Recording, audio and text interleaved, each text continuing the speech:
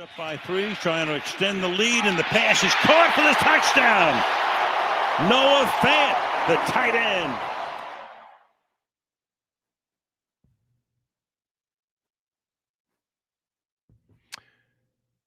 Good Football Friday, everybody.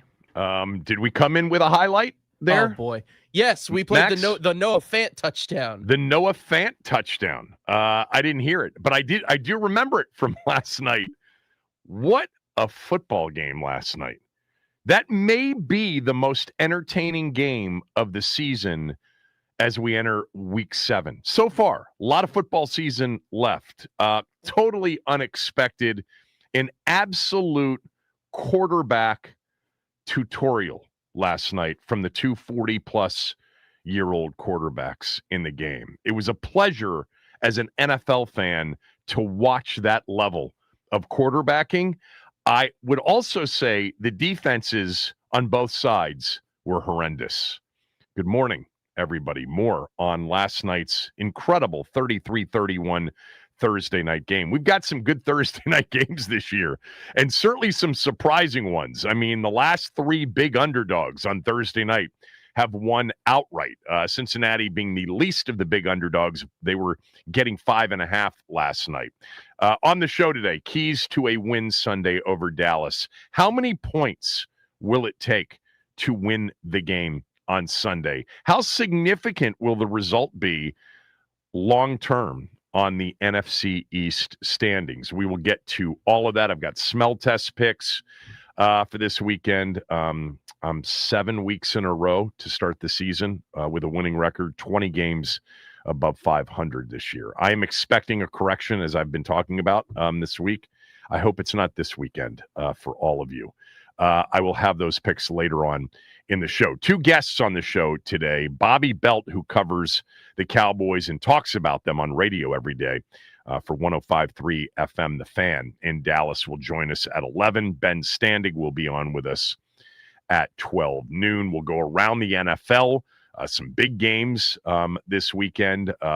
Some really, really interesting games, including a great Sunday night game, really, between the Falcons and the Niners, a significant game here early in the NFC season. Washington, Dallas, the premier spot on Sunday. It'll go to roughly 75-80% of the country. Washington at Dallas, it used to mean so much.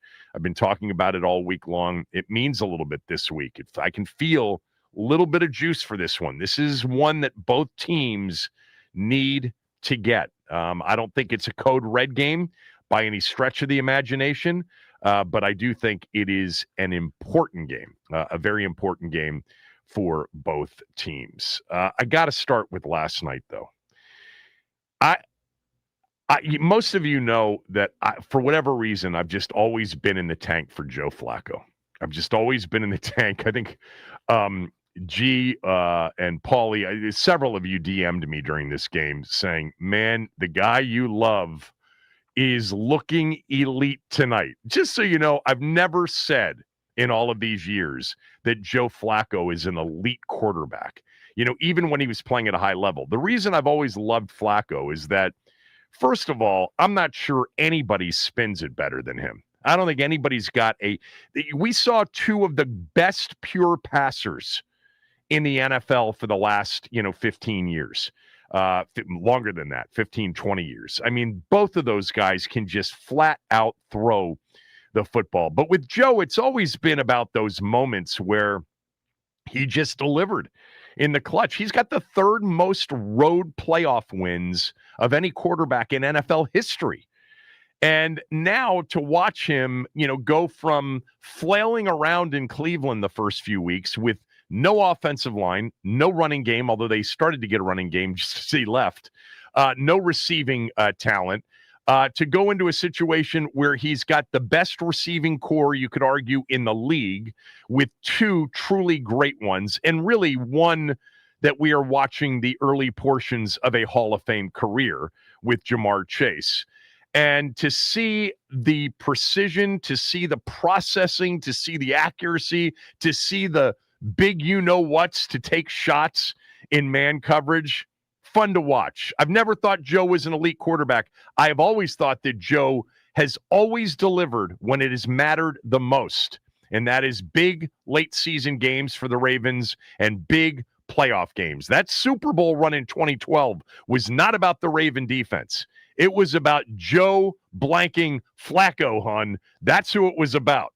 He was on fire that particular postseason, and by the way, made a lot of money because of it. And then on the flip side last night, before the season started, I said, if you watched Aaron Rodgers last year with New York, dysfunctional setup all the way around. It wasn't him. They stunk defensively last year. Their kicker missed multiple kicks that cost them the games, cost them 2 or 3 games, and their coaching staff was a mess when Saleh left. The whole organization was a mess. But Aaron Rodgers was still slinging it. He still looks the way he throws it like Aaron Rodgers. Now, he's not as mobile, although last night was sort of a flashback to some of the extension. That the touchdown pass that he had on their opening drive is the longest extension of a play by a quarterback on a completion this year in the entire NFL. And then, by the way, how about his arm strength on the Hail Mary? The longest pass of the season, 69 yards in the air. Yeah, he can still do it. And I'm not even going to mention who DM'd me in the middle of the game to say, Aaron Rodgers looks terrible. I'm like, tell me you're not watching the game without telling me you're not watching the game. Well, he's got 2 interceptions. Yeah, you read the box score. He had 1 bad throw the entire night. The second interception was brilliant. And really, DK Metcalf should have caught it because the throw was exceptional. To see these two go back and forth, look, the defenses aren't very good. And both of these teams last night had a running game, which helped a lot. Jaylen Warren went over 100 yards. Chase Brown for Cincinnati went for over 100 yards. But I think what was so kind of cool to watch, because we're all into this league, we're all into quarterbacks and watching them develop at different speeds. There is an experience level that you get to if you're lucky enough, and these two have certainly gotten there. And you see the difference, like the nuance last night with just the line of scrimmage pre-snap. There must have been 36 plays, all right, in the game, 18 each quarterback, in which they checked to a play at the line of scrimmage. They got their team out of not a good play into a good play. And every single time you heard kill, kill, kill, or check, check, check, or can, the play worked. Almost every time. I mean, Flacco was 31 of 47 for 342 and 3 touchdowns. And by the way, had 5 passes dropped, including one in the first half when they got off to a slow start. It wasn't his fault. Chase Brown dropped a check down that would have gone for 40 yards. Jamar Chase got targeted 23 times in the football game. I'm sorry, but how does Pittsburgh allow that? Seriously, they played way too much man coverage. I'm not sure how you can play man coverage against Jamar Chase. Well, we've got Jalen Ramsey. We've got Joey Porter. We've got Darius Slay. Yeah, but they can't cover the best receiver in the league here, Justin Jefferson. He's uncoverable in man coverage. And then, by the way, if you shade double coverage in his direction, he can still beat it. But then you got Higgins and you got Josevac, who, by the way, dropped 2 balls last night. He's been dropping balls since Joe arrived. It was a special game from so many standpoints. I mean, the level of just brain power at quarterback and watching these two play, watching them extend in the pocket. What did everybody say when Flacco got to Cincinnati? Oh, my God. He's going to get killed. He won't survive. That offensive line's terrible. What we know about the quarterback position and what we've all learned about the quarterback position over now, 10, 15 years, it's been much more apparent as NFL fans, as we've learned more with more data and more expertise, actually, that's out there, is that sack stats, more often than not, are on the quarterback. Joe gets rid of the football quickly. Aaron Rodgers sees it and gets rid of the football quickly. That's why there were 2 total sacks in a game that included 81 pass attempts. 81 in the game, 2 total sacks in the game. Joe Flacco ran a read option late and gained 12 yards from deep in their own territory. It was hysterical to listen to him after the game. He said it wasn't planned. He said the receivers lined up in the wrong spot. He said it was one of the only plays he got right. He's only been there 10 days in terms of the call in the huddle, and he saw the end crash down, and he said, why not? I'll keep it. It was supposed to be a give. It wasn't an option, and he ran 12 yards. What receiver since Antonio Brown in Pittsburgh with Roethlisberger gets targeted 23 times in a game? Max, is that a record recently? Dude, it's such a high number that I feel like it has to be. I'll dive in and let you know. It's got to be the highest number we've seen in a few years. But yeah, that 23 is an insane amount of targets on, 47 dropbacks? Yeah, I mean, Jefferson with Kirk would get targeted 14, 15 times a game. I remember Antonio Brown had some target numbers in the 20s with Roethlisberger because there was a stretch there where he was completely uncheckable. It didn't matter. That's, by the way, what a true elite wide receiver looks like, boys and girls, if you were watching the game last night. Chase's 23 targets were tied for the third most all-time in a game since the league began tracking them in 1978. Brandon Marshall, 28 in Week 14 of 2009. Chris Chambers, 26 in Week 13 of 2005. And now Jamar Chase with 23. Chris Chambers. Wow. Right? Miami, right? Yes. It was a great football game. I mean, the touchdown pass on 3rd and 18 in the red zone from Rodgers to Freiermuth was amazing. And then the 2nd and 20 touchdown pass with just over 2 minutes to go, trailing 30-24 to Freiermuth, was vintage Rodgers. He extends out of the pocket and throws an absolute bullet to Freiermuth before the safety could double back to get him. The level of quarterback play, look, it was probably offset a little bit by both teams being bad defensively. You'd have to explain to me why Pittsburgh played that much man coverage against those receivers. I don't get it. But it's not like Flacco wouldn't have diced them last night against zone. It just would have been fewer, chunks. They had a 37, 29, 25, 31, 18, 19. They had some big runs, too. Chase Brown ripped off a 37-yard run. So did Jaylen Warren in the game. I think Warren, by the way, much better than Najee Harris ever was in Pittsburgh. By the way, Gainwell's good, too. What's interesting about this result, Cincinnati winning, what a play by T. Higgins, too, at the end of the game, if you didn't see it.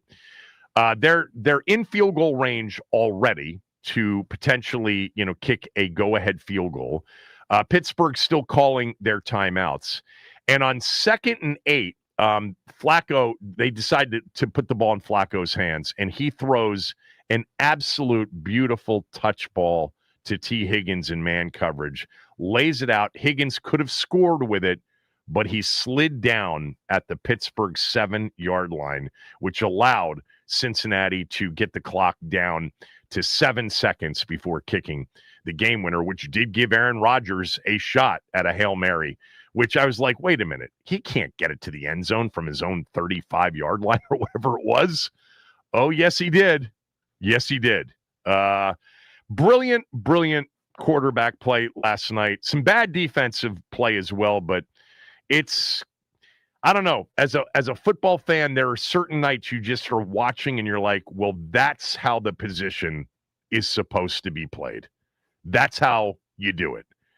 And there was, between the two of them, there was one wrong decision all night. Rodgers got a little bit greedy in the first half on a bomb to Metcalf and got picked. Other than that, it was perfection for him. 4 touchdowns, 250 yards on 23 of 34. He had a couple of balls dropped too. And Flacco, 342 on 31 of 47 with 5 drop passes in the game on him. The AFC North, which you could easily say right now, top to bottom, is the worst division in football. Which, when's the last time you could say that? Never. with the Ravens at 1-5 and Cleveland at 1-5. Cincinnati's win kept Pittsburgh from really creating so much space at 5-1 had they won the game. That's 5-1. You're 4 full games ahead of the Ravens. You still have 2 left with Baltimore. Pittsburgh does. Cincinnati, by the way, still plays Pittsburgh one more time and still plays Baltimore twice. But now at 4-2, that's probably the opening if you're a Ravens fan you're looking for. You play the Bears after this bye week. You get Lamar back. You get a little healthier. You still have 2 with the Bengals and 2 with the Steelers, and they come later in the season. In the meantime, you've got like Chicago and Miami and Cleveland and the Jets. That's why the odds makers have been far, far from killing Baltimore's chances to win the division, because they see what's upcoming and teams can get healthy and all of a sudden things change. There will be some pretty interesting games. And look, for the Bengals, they get back into it. Who knows about Burrow and whether or not he'll be back? This is all about getting Burrow back, because as much as I love Flacco and as much as he is a clutch performer, I'm not about to tell you at 40 years old he's going to lead them to a Super Bowl run. With that said, offensively, he's never played with 2 better receivers on his team. I mean, hardly anybody has ever. But they have like the Jets and the Bears at home coming up before another game with the Steelers. They could get to 4-4. They could hover around playoff territory for Burrow's return. And this is what they were thinking would happen. They made that trade, and seriously, has a trade been mocked and laughed at more than Cincinnati trading for Joe Flacco 11 days ago? You know who knew? Mike Tomlin knew. Tomlin, in his press conference earlier this week, said, maybe it's me, but I don't get how Andrew Berry, the GM of the Cleveland Browns, traded a guy who they thought was good enough to start the season for them to a team in the division that needed a quarterback. Tomlin was pissed earlier this week. He knew. He understands what Flacco is capable of and knew it would be a major upgrade, as did the Bengals. And look, he's going to have a Flacco game. You know he will, where he'll throw 2 or 3 picks. He'll get hit backside the ball, bounce out twice.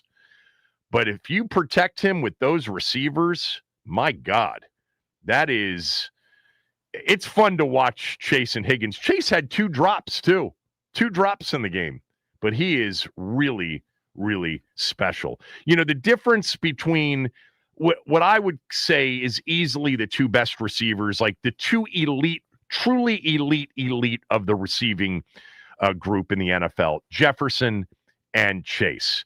The difference between the 2 is that Chase is more like a running back after the catch.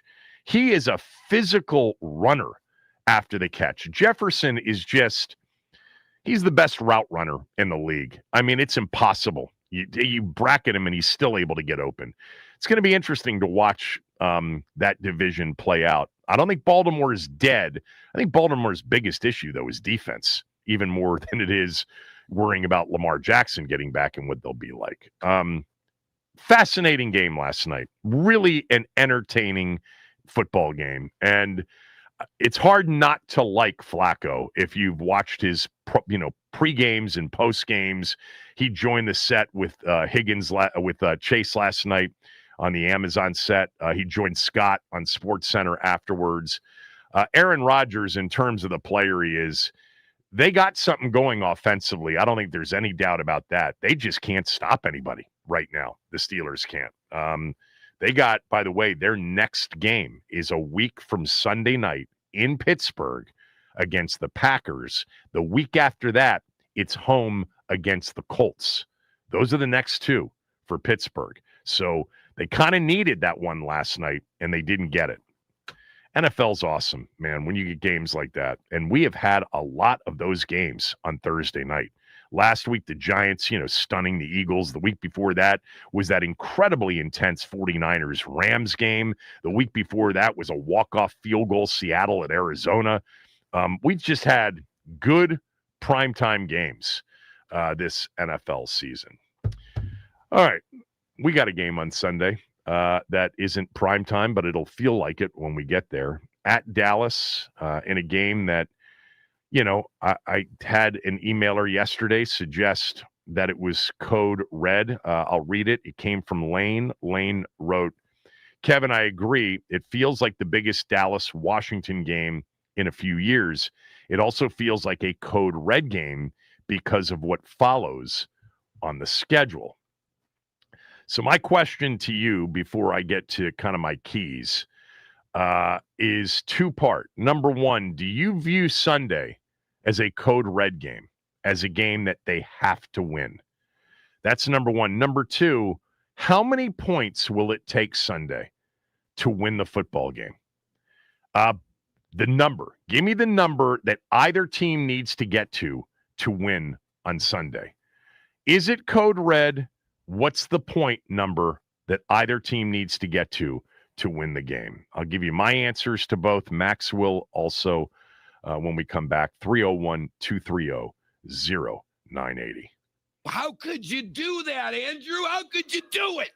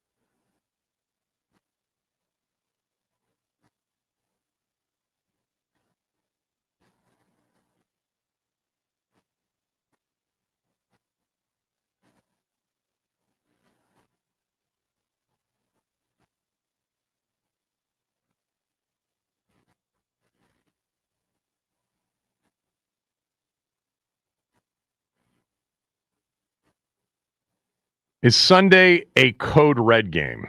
Going back to 2015 when Jay Gruden said before the Tampa game at home, this is a code red game. They came back from 24-0 down and beat the Buccaneers that day. Is this must win? That's part one to all of you as callers. And part two is, what's the number the winning team needs to get to on Sunday?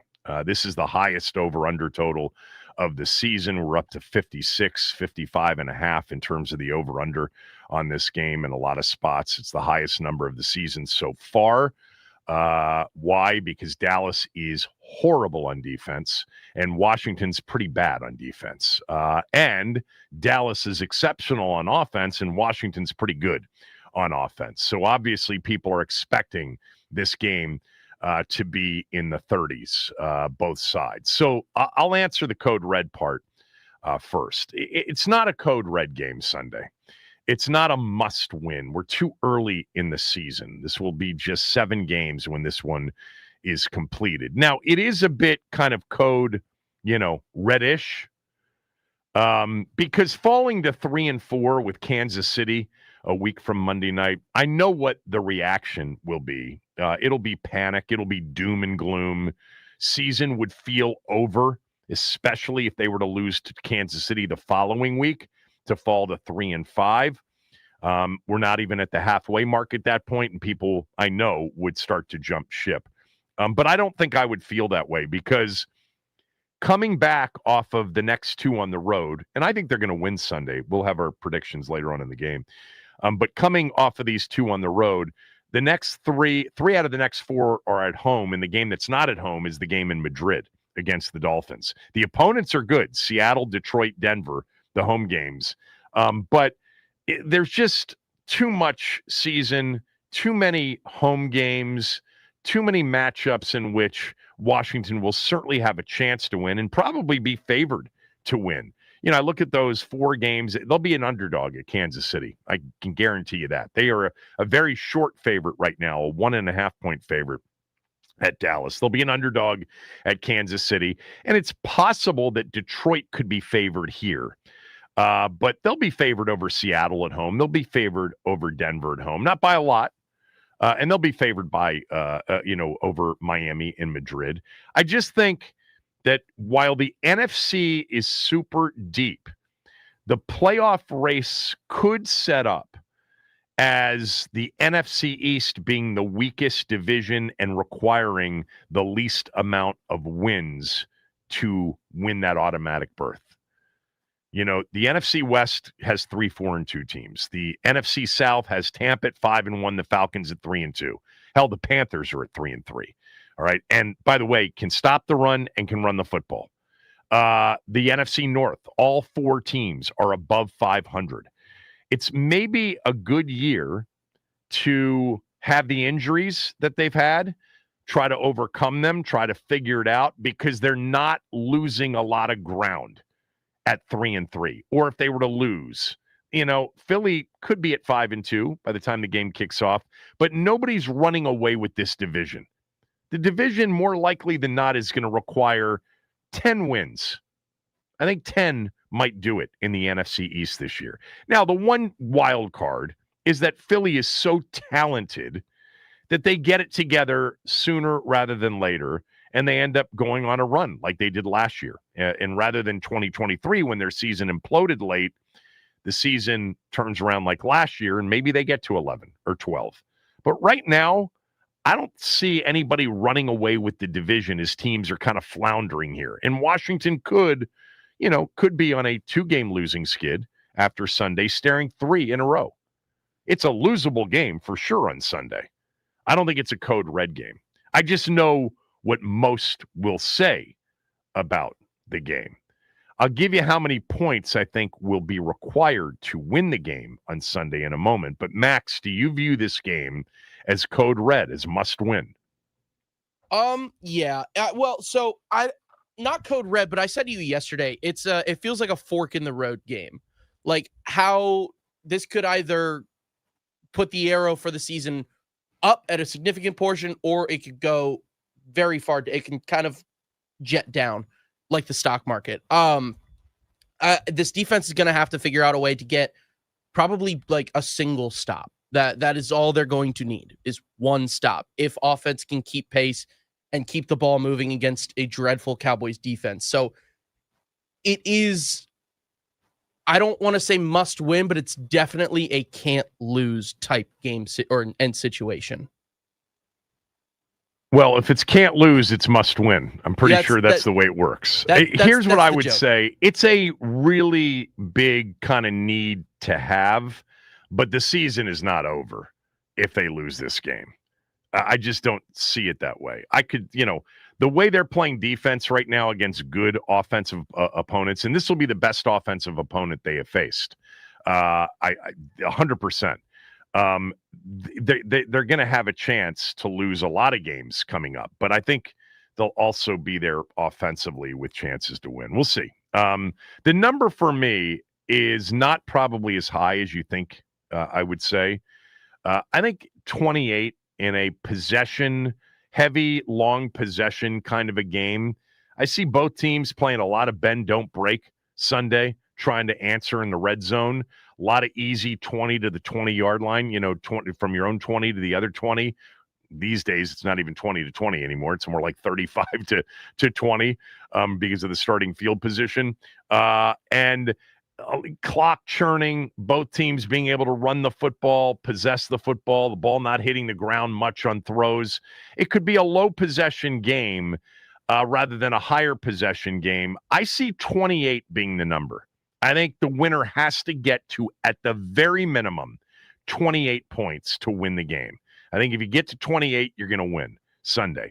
Now, if it is more of a back and forth, quick strike game, it's 65 yards, it's a 38-yard run, 5-play drives instead of 10-play drives, then 35 is going to be necessary to win the game. But I'm going to say 28 is my number to win the game on Sunday. What do you say, Max? For some reason, I can't shake this 31 number, Kevin. It's been in my head for weeks, and it's going to happen eventually. I think 30 plus is definitely the number. I could see that going as high as 40, but I'm going to stick with good old 30 right now. All right. Two-part question to all of you at 301-230-0980. Do you feel like this is a code red game, must win? And then 2, what's the point number that the winning team needs to get to in a game that has the highest over-under of the season so far at 55.5, 56 points? Mark and Largo, kick it off for us. Code red, yes or no? How many points does the winner need to get to? Well, since your producer just took my number, which he didn't shake, he just got it from me, 31, and I said 34, 31. I've been saying 31 for 3 weeks. Fine. I'll let it go. I'll have to pick up. I got Washington winning. It's really not, an unusual number to throw out there for this kind of a game. You also said 34, Mark. That's what I have written down, but sure. Yeah. That's cool. Okay. No, Kevin, this is a code red game. Okay. They are 1-3 in the conference, man. You cannot lose another conference and be a division game. You could lose next week to Kansas City. You could lose to Denver at the end of next month, but you can't lose this game Sunday. You have to win this game Sunday because, and yes, this is a code red. And the reality of the situation is this. Washington is a better team than Dallas. They have to go down there and show it. Yes, they're hurt. Jaden Daniels has to play. He has to bring his A game on Sunday. Matter of fact, Jaden Daniels has to bring his A game for the next 4 weeks. And I hate to say it like Jaden's got to bring his A game for the next 11 weeks. Well, yeah. This team doesn't have a chance in hell of getting to where we want them to get to, which is into the postseason, without Jaden playing Jaden kind of football. I would agree, but I also think Bill has to be better. I also think McNichols. I think they need to get McNichols in there more, and I think he needs to be your third down back. I think he needs to get better. I think they need to find what these other guys can do. Let me ask you something. When are you going to find out who's going to play or not? Will you find out before you leave, or will we have to wait till Chris comes in at 1? Oh, you mean who's going to be on the injury report today? Yeah, they'll have that out later. Who's practicing today? Yeah, that'll be when Chris is on. I don't think we might get an update before the end of the show We might get an update before the end of the show, but I'm not exactly sure, Mark, schedule-wise, when we'll get it today. I think, look, quickly. Dave plays great in the Dome. He's great on AstroTurf. I don't think they've lost since he's been on. I don't think they've lost a game on turf since he's played. He has more time struggling when he's playing on grass than he does on turf. I think they win this game on Sunday, 34-31, and then we'll see about Kansas City, but we'll worry about that next week. But they should win this game on Sunday. This is Jaden's game here. This is what he got to show up and show out. But Baltimore's not grass, is it? No. Yeah. Baltimore so they did lose at Baltimore last year. But that's not regular grass. I mean, that's regular grass. So my point is, is it regular grass, Max, or is it field turf? It is regular grass. It's regular grass. It is better. Well, I'll say it is natural grass. It is okay. Well, then you're right. Yeah, he's never lost a game on non-natural grass. And I just think that'll work out better for him. So all right, I got to move on. Mark likes to monopolize. He likes to be. He desperately wants to be my co-host. He'd be a good one, by the way. I'm not lying about that. Let's go to Frank in Charlotte. Frank, is this a Code Red game? And what's the point total that the winner needs to get to? Hey, good morning, Kevin. Can you hear me clearly, Kevin? I got you, Frank. Okay, gotcha. All right. I do definitely think it's a Code Red game. I'm not gonna. I mean, I'm a lifelong Skins fan, and I do call them Skins. I don't care. But I don't care either. I deal in reality. I also deal in reality as well. I mean, I don't want to be a homer, and there's a lot of homers that do call into your show that don't deal in reality. And the reality is we have an atrocious defense. And so it kind of takes me back to when, what was his name? He played for the Raiders, Ted Hendrickson. He told for the Oakland Raiders, he said, hey, look, he said, you guys keep scoring because we can't stop them. That's going to be us. That's what the defense is going to have to do to Jaden. Just keep scoring because we can't stop them. It's going to be the rest of the year. I fear the same thing, Frank. I fear the same thing. And with Dallas and Detroit and Kansas City, they can't cover, and they make up for it by not being very good against the run. And that is just a bad combination. And it's going to take, pretty much near flawless games offensively against these better opponents. And I think Dallas, because their offense is an opponent that you're going to have to keep pace with. The good news is they stink on defense. I mean, they are terrible. We're not good. They're actually worse. Thanks, Frank, as always. Let's go to Joe in Towson. Joe, Code Red game, yes or no? And what's the point total that the winning team needs to get to? Hey, good morning, Kev. Thanks for taking my call, as always. Sure, Joe. Code Red game, I would be more on your side of the fence that it's not, especially when you have Jaden Daniels and when he could go on a run at some point. I think it's a very important game. I hope we win. It's going to be hard with all the injuries. In terms of point total, I think my magic number is 30. We're going to have to, I know this is cliche, but we're going to have to just outscore them because I don't see us getting many stops. And last thing before I go, my prediction for your smell test is the Chiefs or the Chargers are going to be on it. Thanks for taking my call. I love the people. I get that now every week. The Chargers are not on it, actually. I know that it looks weird that they're favored, but that action is completely split this week. The Colts on the road against the Chargers. That's a 4:05 game. That's actually a really good game. Let's go to Billy. Billy, go ahead. Code Red, yes or no? Point total that the winner needs to get to. Yeah, but I would start off the call with, for our friends in the North, just maybe a final reminder. They'd have 3 more Lombardi with Joey Flacco. At the helm. Yeah. It's going to be one Harbaugh never lives down. You'd have to agree with that, Kevin. Well, I don't know, Billy. I mean, he's got a quarterback that's got 2 MVPs and probably should have had a third.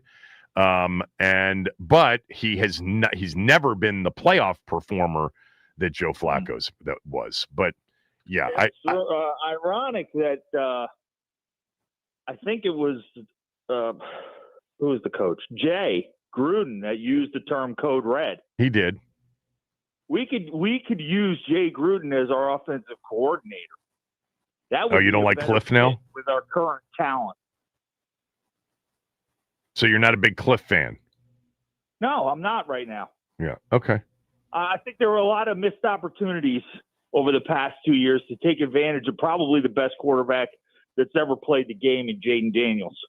So be really hard. It'd be really hard to consider a season last year being much better than the one he had, or an offense last year being much better than the one that basically carried the team to the NFC Championship game. Isn't that crazy? Because they could be better. They could actually be better.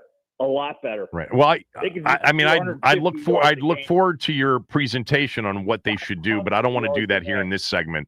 So, what's the number that they got? The winning team needs to get to. You got to put up 40. And Dallas's defense is obscenely bad. We could have 750, 800 yards in this game.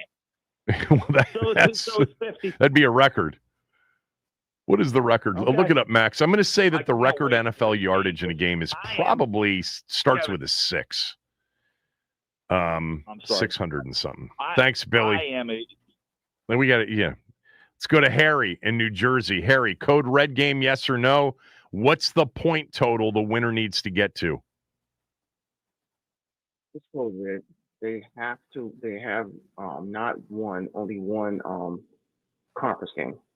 So there's no conceivable way they can, in my opinion, that they can win out unless they win more conference games. The conference games is a problem. They've had their victories are against 2 AFC teams. Yeah. So, and the score, they're going to have to score at least 30 points, if not more, to win this game. But I wanted to talk about what happened the other night. I feel like what they're going to have to do is their best defense is their offense. They're just going to have to keep the defense off the field. Yeah, agreed. That means they're going to have to make more chances on third and one is going to be second and one in Cliff's mindset, because he's going to have to play it as if you get the ball back to the other team, they're going to score. That's just a reality. You don't have a left end. The team is basically letting anybody run on that right side. Yeah. And there's just no human beings there to do it. So I think. But I'm going to be very interested to see what they do with CeeDee Lamb back. Who do you double? The tight end, it leads the league for tight ends in receptions. He's 4th overall. Javonte Williams could easily slice and dice him if they decide to go that way. It's going to be a very hard team to defend unless the Cowboys end up, doing Cowboy stuff. Too many penalties. Penalties are big, big drive killers. They always have been.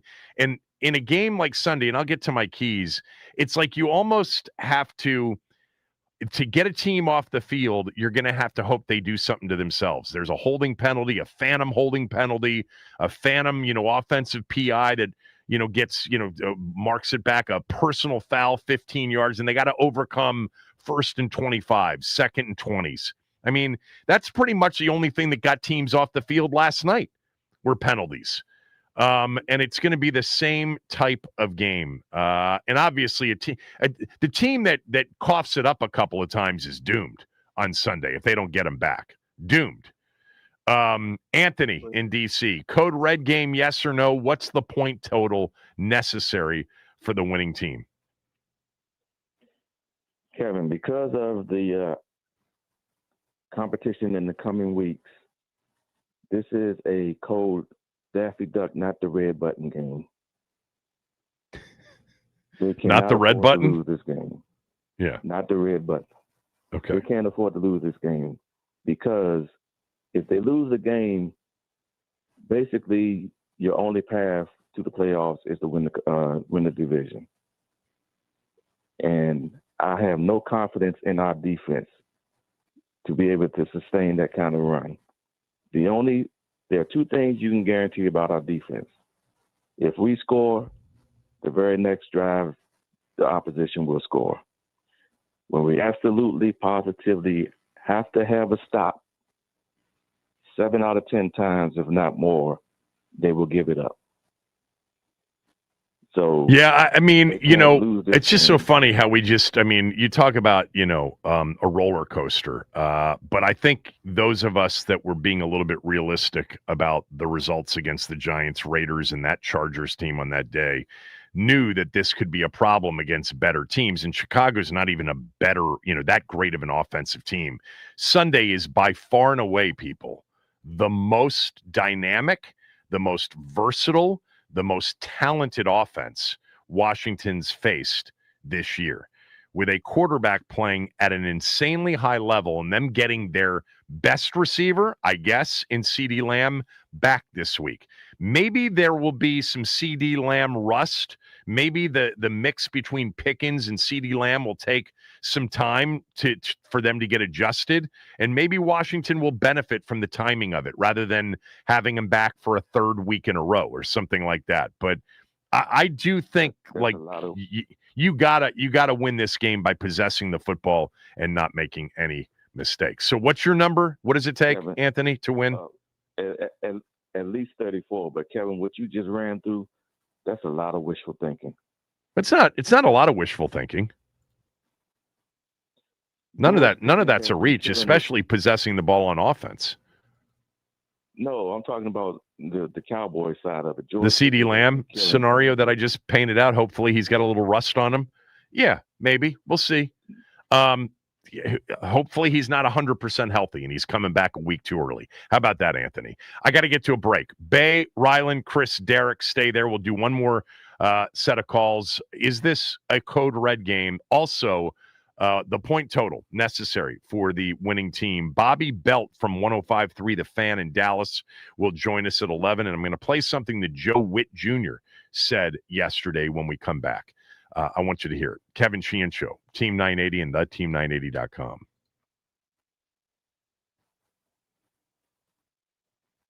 All right. Happy Friday, everybody. It is October 17th. We start off with a recap of Thursday Night Football. Joe Flacco and his newly found team, the Cincinnati Bengals, pull out the win over the Steelers 33-31. Jamar Chase sets a Bengals record for targets and tied for third most all-time in a single game. 4 targets and not just his 13th game with 125 receiving and 1 touchdown. The Commanders officially signed Treylon Burks to the practice squad after hosting for a workout yesterday.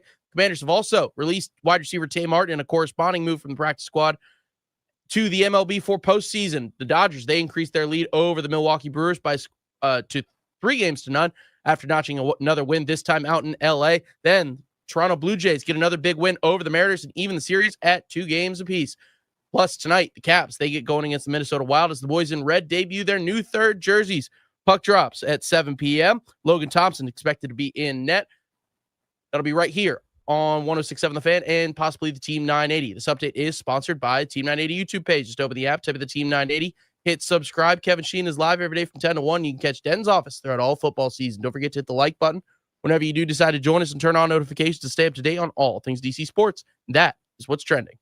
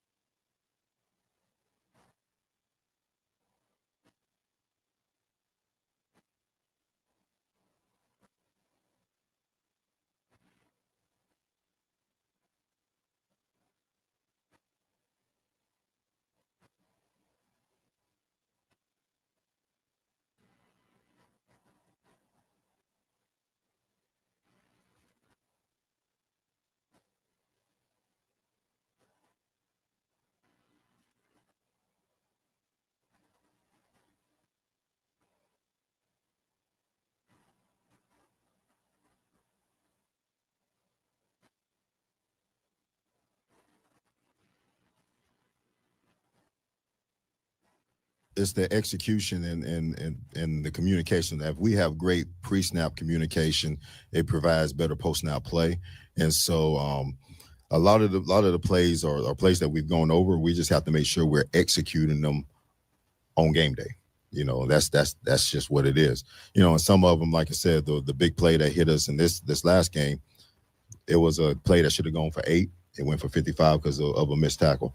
That falls into that same bucket of explosives, you know. Yeah, that was Joe Witt Jr. yesterday answering a question about the reason they're giving up so many explosive plays.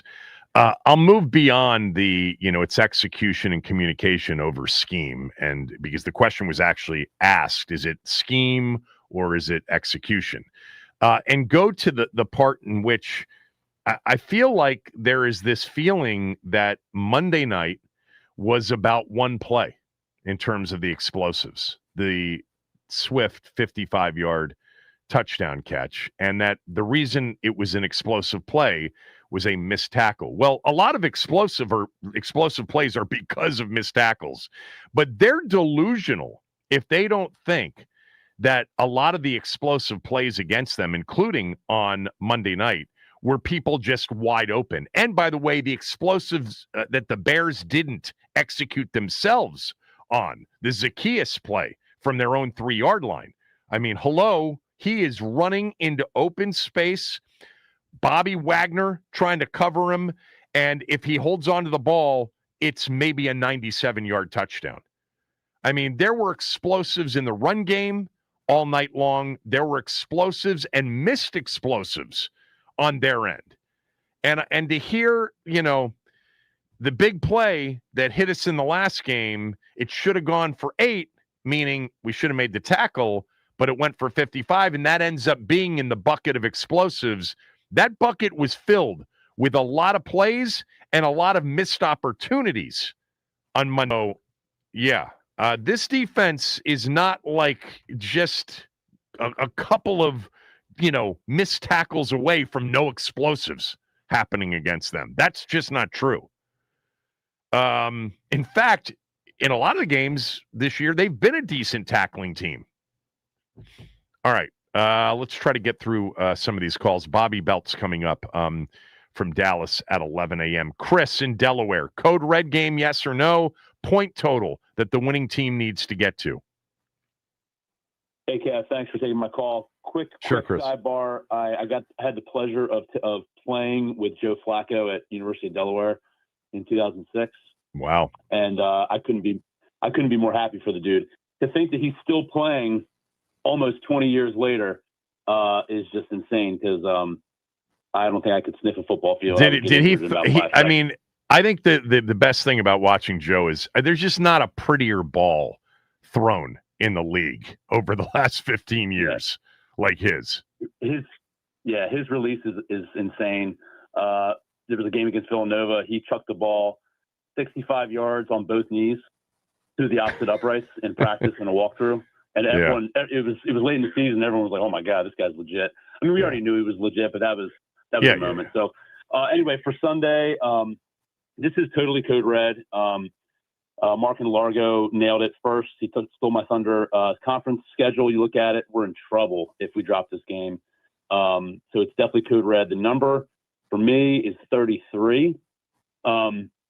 I think they're going to have to score. They're going to have to rely on Dak, making some bonehead plays, which frankly he hasn't really been doing. When he's been healthy, Dak puts up numbers and he executes. And if he has his guy back in 88, it's going to be a long day, man. I mean, and I watched that Joe Witt press conference.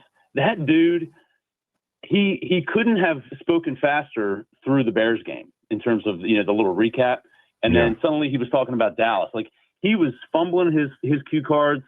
This we're in trouble, man. This is Code Red. Like, everyone who just thinks that we're gonna somehow split with Dallas, like, we could lose out to Dallas. We have Andy Reid. We have Seattle, who's really functioning as an offense coming up. We have the Lions. Like, this is troublesome, man. Like, we could be cooked. This is the season in my view. Like, they need to show us something. Like you're voicing what the conversation's going to be if they lose in advance, and I appreciate that because there's already some panic. I'm not there with you, and I understand where they are in the conference race. I mean, if they lose this, it'll be their first division loss. Remember that, and it'll be a road game. They've still got another 4 division games left, 2 with Philly, 1 with New York, and 1 with Dallas after Sunday. But I hear you. A loss isn't going to be, it's not going to be pretty around here. It's just that you're 7 games in at 3-4 in a division that may only require 9 or 10 to win. So I don't think the season would be over. And that's my definition of code red. You've got to win the game or the season's doomed. And I don't see that. But I appreciate it, Chris, as always. Thanks. Let's go to Derek in Capitol Heights. Derek, go ahead. Good morning, Kevin. Thanks for taking my call.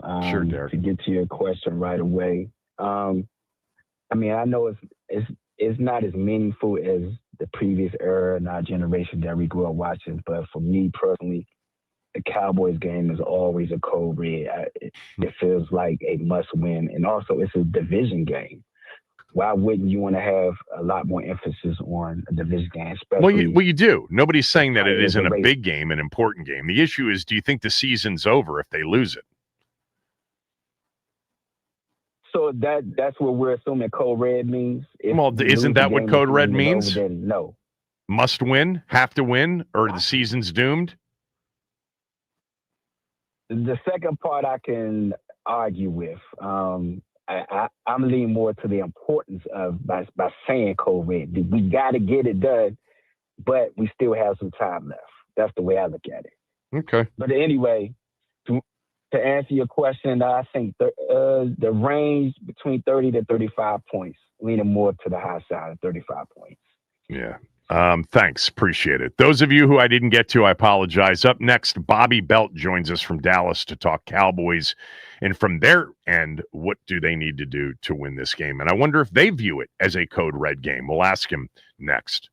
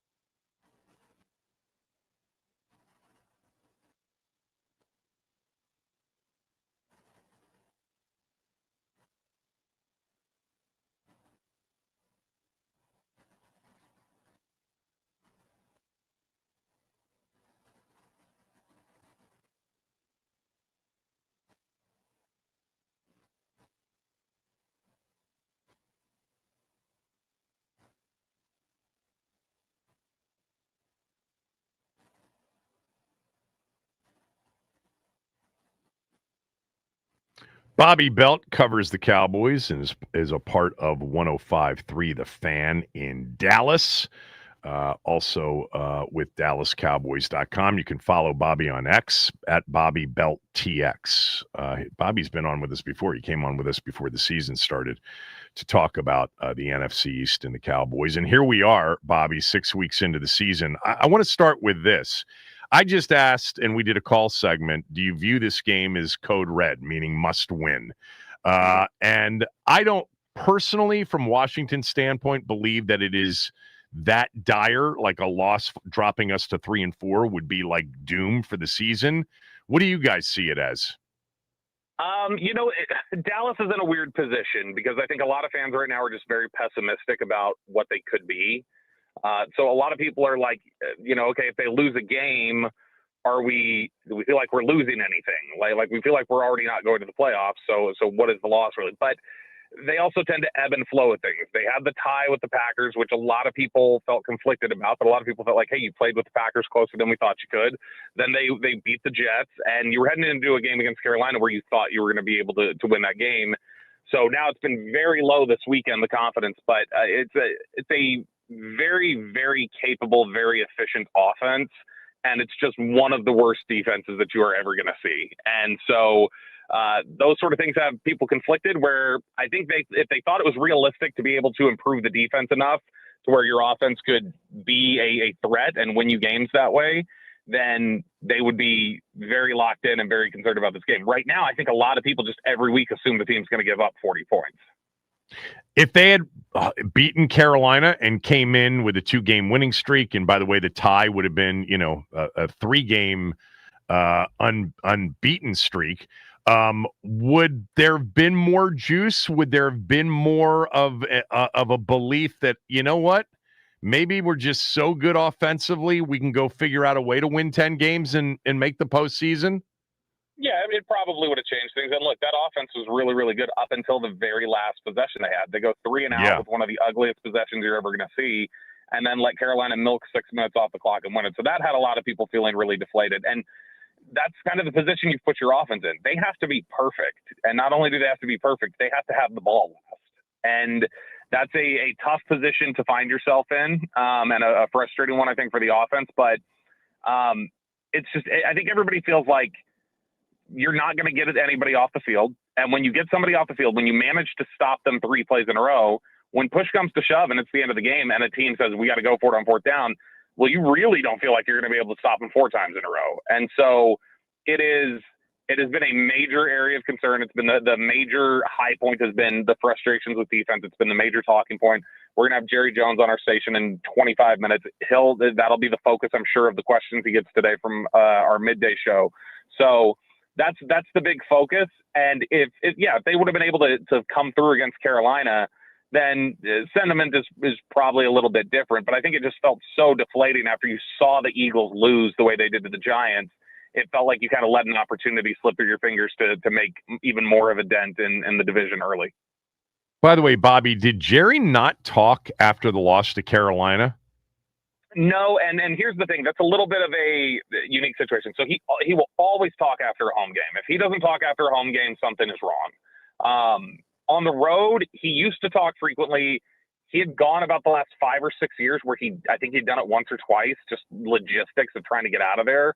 But then this year he had talked the first 3 weeks. So everybody kind of anticipated he might talk again the first 3 weeks on the road. So when it came time for him to talk again on the road, people were kind of surprised. We asked him about it earlier this week, and he said that it was just a logistical, according to him, he said it was a logistical nightmare to move from where they were at to get down to the locker area to do it without having a whole bunch of issues. And so he was ready to get out of there. But he said he didn't have a problem. And he came on Tuesday, 2 days later with us, and was very, very upbeat and very positive and seemed completely unshaken by all of it. Back to the defense. What's the worst part of this horrible defense? And is there any prospect for improving? I mean, they very basic coverage concepts they don't seem to understand. I mean, stuff they should have been doing since high school. Cover 2, cover 3, like really simple zone concepts. routinely you are seeing guys who are just wide open because somebody doesn't know where they're supposed to be. So they have said, Brian Schottenheimer, the head coach, has said that that's not so much not understanding how to play. He said they get that. Don't mistake that. He says instead it's about communication. So if there's a shift at the line of scrimmage, if something changes pre-snap that changes your responsibility, they are not always doing a great job communicating amongst each other that, hey, this has changed. This is your responsibility now. And that has led to a ton of wide open busts in the secondary. So, I mean, you can really pick your poison. The running game has gotten absolutely sliced and diced the last few weeks. And I think a lot of the stuff that Cliff Kingsbury likes to do with, wider offensive line sets and weak side runs and some of the counter blocks and different things like that, that's all going to play into really abusing a Dallas run defense. And so I would say that I anticipate, because of how good Dallas's offense is and how much Dallas's defense has struggled, I would anticipate both teams are scoring over 30 on Sunday. Yeah, well, that was the other part of the question. What's the number the winning team needs to get to? So what is the number from you? So I picked the score today of 38-35, and I don't know who to pick really, other than just to say, I guess whoever has the ball last. But realistically, and it's ridiculous that that's the way you got to feel about this, but in Dallas, it really does feel like whoever's got the ball at the end of the game will score and win. And so, I think that probably you're going to be looking at you got to factor in one or two stops in there somewhere just by dumb luck for the Cowboys. So I would say probably in the range of winning teams going to score 38 to 42 points. I mean, that's the kind of defense that they've played. Yeah. I mean, the way you described the coverage mishaps is, what we've talked about all season long here as well. They've just given up a ton of explosives, and then they got run on Monday night against the Bears. We're talking to Bobby Belt. He is with 105.3 The Fan in Dallas. One more on the defense. You kind of suggested that, at least Schottenheimer doesn't think it's an Eberflus problem, but do you guys think it's more coaching scheme versus or personnel? So this is the great question that everybody's trying to figure out right now. They are putting a hedge of protection around Matt Eberflus as an organization right now. So Brian Schottenheimer, Jerry Jones, Stephen Jones, they are all just talking about, nope, not Eberflus's problem. Players got to play better. Communication's got to be better, on and on and on. To me, the question is, if the communication is what the problem is with the busts and not scheme, because like we said, scheme is cover 2, cover 3, a lot of these concepts everybody runs. So if the problem is communication and those sort of things, all right, at what point does that stop being on just the players, these NFL veterans who have played in schemes without issues like this before, and does it start becoming about what is your coordinator not doing to properly communicate this to the players and to get them to properly communicate it to each other? Is your language overly complicated? Are you not having them look out for the right keys and tells and different things like that? Those are the questions that everybody's trying to figure out right now. Is communication a player problem and a player responsibility, and Matt Eberflus is doing everything he can, or is Matt Eberflus failing to communicate properly? And my position has been that a lot of these Cowboys defenders were on teams in the past few years where they didn't have these same sort of issues. And Matt Eberflus had very public communication issues with players on his way out the door in Chicago. And so to me, it's the burden of proof is on the Cowboys to show us that it's not Matt Eberflus. All right. Let's flip it to the offense. Is this the best that Dak's ever played? It's way up there. The only thing there have been a few stretches in his career where he was playing at an absurdly high level. Beginning of 2020, before he broke his ankle, he was every week it seemed like was going to have to throw for 450 yards and was trying his best to do it. And then 2023, the second half of the season, where he had that second place MVP candidacy, he was right. Really, really in control then. This is the most in command he's looked. This appears to be the point in his career that a lot of quarterbacks get to, where it's like they have the answers to all they got all the answers to the test. He seems like he just is so comfortable and so in command and understands everything that he's looking at, to where even if he has some physical limitations or he's declining physically in any sort of way, it's being compensated for the fact that he's seen everything 2 steps ahead of everybody else. And that has been really advantageous for Dallas. So yeah, I mean, I would say that this is in all likelihood, the best we've seen him play. The one thing, just like observationally from afar, and obviously we watch all of your games and all of the games of the NFC East teams. I've just always felt with Dak, like there are a couple of times during a game where you're like, what did you see? Why did you throw it there? And it'll end up in a pick or a near pick. Are we getting those throws, those 2 or 3 a game this year or not? No. Is that he fair, hasn't first of all? Yeah, he really hasn't had any of that. His biggest issue, and you're right, whenever anybody is asking, because I'm a big Dak Prescott defender, I really believe that he's much better than the general consensus says. I think his biggest problem, though, and the thing that always needs to be acknowledged, is he will occasionally get tunnel vision when he's going through his reads. And so if there's a linebacker just kind of squatting, or there's a safety buzzing or something like that, he's not always seeing them. And so because he gets locked in and he's reading the field, it's like he doesn't read stuff in the periphery all the time, and he'll throw it and it's like, nope, somebody's about to step in front of that. So that's been the one that's burned him the most frequently. It's become less and less of a problem over the years. It's not as consistent of an issue. And then this year, to this point, he really hasn't had any of that. Like I said, he just seems to have a good understanding. He's always been one of the better pre-snap quarterbacks. He always reads things at the line of scrimmage really well. It was always post-snap, identifying defenders who were squatting, that was giving him a problem. Yeah. And this year, there really hasn't been a lot of that. I mean, he's had 3 interceptions, but I think 2 of them were like balls bounced in the air. And so, I mean, there's not really been a whole lot of turnover-worthy plays, even as he's throwing, almost as many attempts as anybody in the NFL right now. Well, and how much has it helped that you've actually got a run game this year with Javonte Williams? Yeah, no doubt about it. That obviously, if you can marry the run and the pass together and complement each other and change the way that you present looks and make those look unified, that's really deceptive and really troubling for the defense. And when you are playing at the level that Dak is, he can lean into those aspects of it and take advantage of it. And I think that it's a credit to Brian Schottenheimer and then a credit to Dak Prescott and the way that they work together that they've had this sort of success. How does Washington defend this team? CeeDee Lamb's back, right? Sunday, that's the expectation? Mm-hmm. Yep. Yeah. Yep. So how do you defend Dallas? They are at a point right now where they are playing at such a high level. I think it is just you've got to kind of pick your poison. So I would think the best opportunity probably is, all right, let's play a too high shell. Let's try and kind of take some stuff away deep. Let's make him play underneath.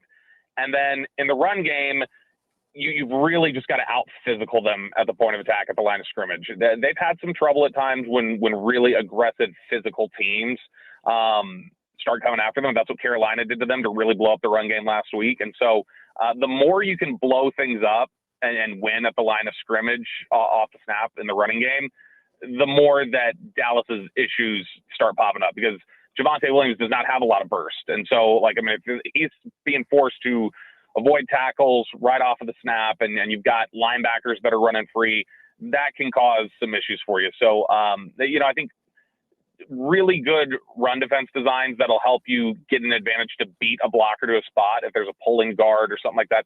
That was a big part of what Carolina was able to do last week, was just beat blockers to spots and blow plays up. Yeah, I mean, when you started with, cover 2, I mean, I view this game as, if you're overly aggressive, it's going to happen quickly. I'd rather try to force them to run 10 plays and hope one of them ends in a penalty and you can win in the red zone a couple of times and force field goals, because I don't see how our defense gets off the field on Sunday if it's on it. I mean, is there any kind of hope from our end that CeeDee Lamb comes back with a little bit of rust, and that the combination of he and Pickens back after what Pickens has done here recently is, it takes a little while to figure it out? Yeah, I mean, I would think that if I was on the Washington side, I would be looking at the fact that, just knowing what I know about this team and the way that they operate, if CeeDee comes back and, if he's got a little bit of rust and you're trying to work the ball to him, George Pickens has been great here. If George Pickens doesn't get the ball all the time, and it's not even necessarily in a moody way, he just almost kind of seems to space out, and like the route running gets lazier, and the effort isn't always there. And so yeah, if you're trying to work CD back and there's just a little bit of rust and he's not finishing plays, and then George Pickens starts getting a little checked out or is playing a little more lackadaisical, well, now like you're running into some issues with the passing game. But we also saw, Dak didn't have problems moving the ball without CD in the Right. game. And I mean, there were some instances where Pickens wasn't even getting really thrown at. The Jets game is one of them where Ryan Flanoy, their fifth receiver who's asked to step in there, goes off for over 100, and he's gotten into the stage of his career where he feels more like it's not him throwing to weapons, it's him throwing against the defense, and that if he is just able to surgically go after a defense, all he needs is just somebody to catch a ball because he's going to put it on the spot for him. Thanks for doing this, Bobby. Appreciate it. Good to catch up again. Absolutely. Thanks. Bobby Belt, everybody, 105.3 FM, The Fan in Dallas. All of our NFL conversation is presented by Paramount Plus. You can't count on much, but you can always count on Sundays with the NFL on CBS and Paramount Plus. Watch your local NFL game live every Sunday all season long. Visit ParamountPlus.com/NFL to get started today. My keys to a win over the Cowboys when we come back.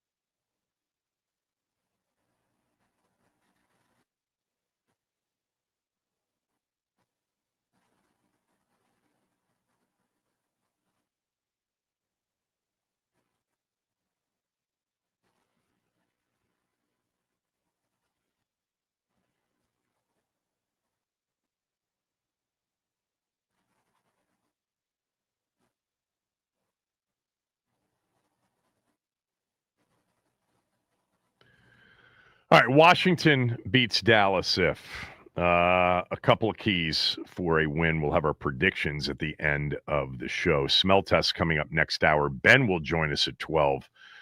Big NFL weekend. We'll go around the NFL card at the end of this hour. So there's, this is one of those games where it's kind of not hard. You identify Dallas as a terrible defensive team, a very, very good offensive team, which is getting healthier this week as an offensive team. And so Washington, on the other hand, is a pretty damn good offensive team and a pretty porous defensive team. Not as good, not as bad defensively as Dallas. Maybe right now, not as explosive or as good offensively as the Cowboys. I'll start with this. To me, this is a game in which you've got to win it with your offense, and your offense has to be your best defense. Every offensive drive in this game should be treated like getting stopped even once could cost you the game. They may not need to be, but they should think in terms of being a 4-down team Sunday against Dallas. And I say they may not need to be in 4-down mode because Dallas is easily the worst third-down defensive team in the league. They give up 53.4% on third down. That's nearly 5 percentage points higher than number 31 in the league, Cincinnati. Don't leave the field offensively without points. Look, 10 drives. If you have 10, you pretty much have to score on 8 of them in this game, 7 to 8 of them. Of course, it's almost impossible to score on every drive. You'll have a penalty or a drop pass or whatever it is. But you have to be in the mode of offensively, we've got to be the best we can be because it'll be our best defense against the number one offense in the league. Every offensive drive gets treated like it is a game-winning drive, almost. Okay, I'm not suggesting go for it on 4th and 3 from their own 18-yard line, but 4th and 3 from their own 45, from their own at the 50 and plus territory, yeah. Number 2, how do you make the offense the best defense? How do you make it so that you don't leave the field with any significant number of punts in the game? This should be like a dealer's choice kind of a game, a pick what makes you happy kind of a game, because Dallas is god-awful everywhere defensively. They can't stop the run, they can't rush the passer, and they can't cover. I think it starts offensively, running behind Tunsil and Chris Paul. If that's with Bill, fine. If that's with McNichols, fine. If that's with Rodriguez, we'll see about his health, fine. But you got a big advantage on that left side of the offensive line. Run the football because time of possession, and yeah, you'd love to strike quick. You'd like to have it over quickly. But in this game, a 9-play, 10-play, 12-play drive, churning the clock, don't letting the ball hit the ground on throws, running the football, which you can do. I think it starts with running the football and more in, we're not stretching them out. We're not trying to trick you. We got a mauler at left guard right now and a mauler at left tackle, and they can't stop people up front. Number 3, you cannot make mistakes on offense this week. You made 3 of them against the Bears. And if you'd only made 2 of them, you probably would have won the game. But that's the Bears. Okay, that's Caleb Williams. It's not Dak Prescott. It's not Dallas. You cannot make mistakes this week. And that means turnovers, penalties, drop passes. The 3 killers of drives, right? A turnover ends it. A drop pass often ends it or derails it. And a penalty almost always derails it. Even though our team over this very short life of Jaden Daniels has been awesome for the most part in overcoming long down and distance disadvantages, you don't want to be in that mode because you can't afford to punt too many times in this game. No turnovers, no drops, few penalties, I think is crucial in this game. Flip it to the defense. To me, this is a bend, don't break game. This is as Bobby Belt said, this is a keep it everything in front of you football game. Because, and by the way, I think that means heavy zone coverage. I don't know how you end up in man coverage a lot against this team. If you end up in man coverage a bunch against Lamb and Pickens, who are you doubling? God forbid you have to bracket both. The tight end will kill you. He leads the league in receptions. They use Turpin as a receiver. He can kill you. They use this guy Flournoy. He can kill you, and they can run the football. I think this is a game in which offensively, whatever it takes to stay on the field, possess the football and score, you think aggressively. Defensively, you think much more conservatively. You bend, you don't break. You make them run 10, 11 play drives. And then I think the next key is red zone offense wins this game. You've got to keep them to 3 for 6, 2 for 6, 3 for 5, whatever it is. You got to get red zone stops and force Aubrey out there for field goals. If you're 3 for 6, that's 21, add 3 field goals, for the other 3 red zone stops, you got them at 30. And you got a shot then, potentially, to get more than that. Doesn't mean they're not going to score from outside the red zone. Understood that, especially with Aubrey. I mean, they're in field goal range when they cross half, midfield for that kicker. But red zone offense, red zone defense will be crucial. The team that ends up plus in red zone ends up winning this game. The team that kicks more field goals loses. The team that scores more touchdowns in the red zone wins. And if Washington does play more bend, don't break, more cover 2, keep everything in front of you, you got to tackle well. You cannot play that defense and not get Javonte Williams to the ground, not get Pickens to the ground when he catches one against your zone coverage. CeeDee Lamb, the same thing. And then, over a long drive, maybe Dallas makes a mistake. Maybe you get a phantom penalty, a holding that doesn't really look like a holding. That forces a field goal. Maybe on a condensed field, you can make a stop or 2 in the red zone.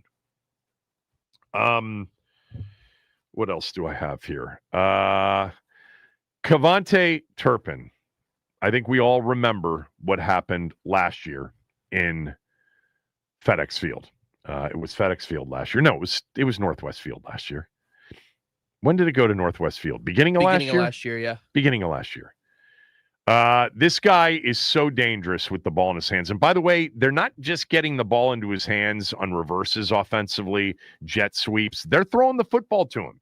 He's a bit more of a target in some of these games.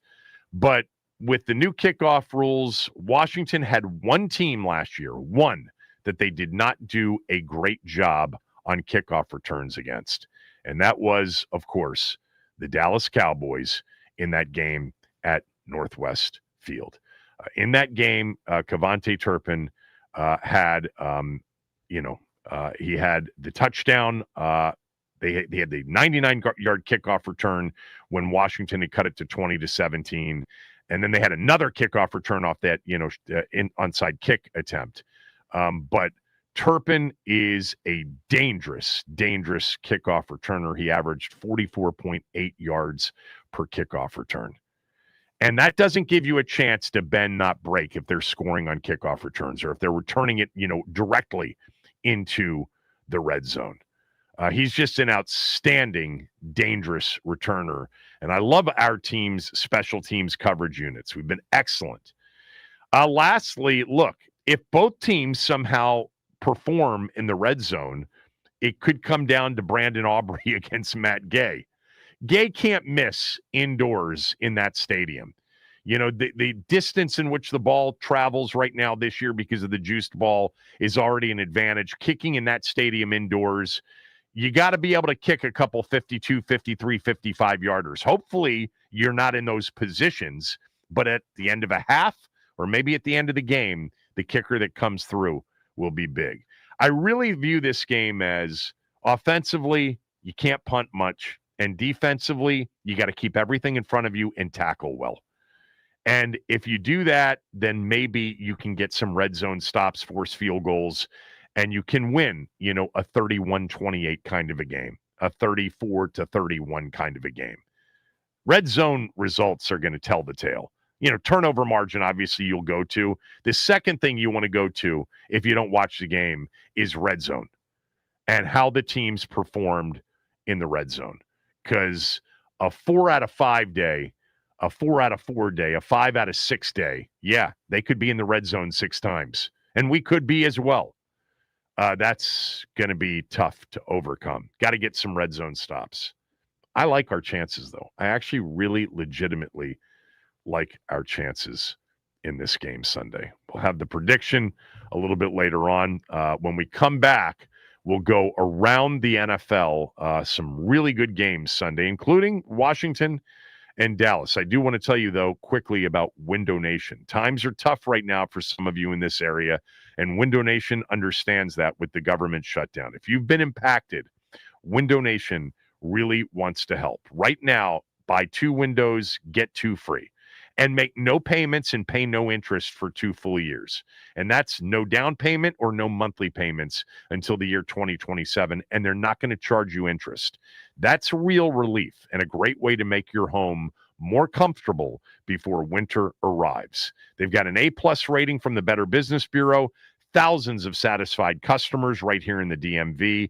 You can trust Window Nation to take care of you and your home. Don't wait. To get started, you've got to go to windownation.com or 866-90-NATION. Mention my name before Halloween, before October 31st.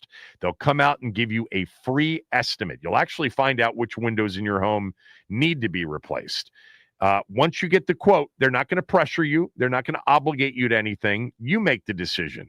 But I promise you, you'll be working with a company that has a great product, has great customer service, 45,000 5-star reviews, #1 on Forbes' list of window installation companies in America, and you're getting a great deal.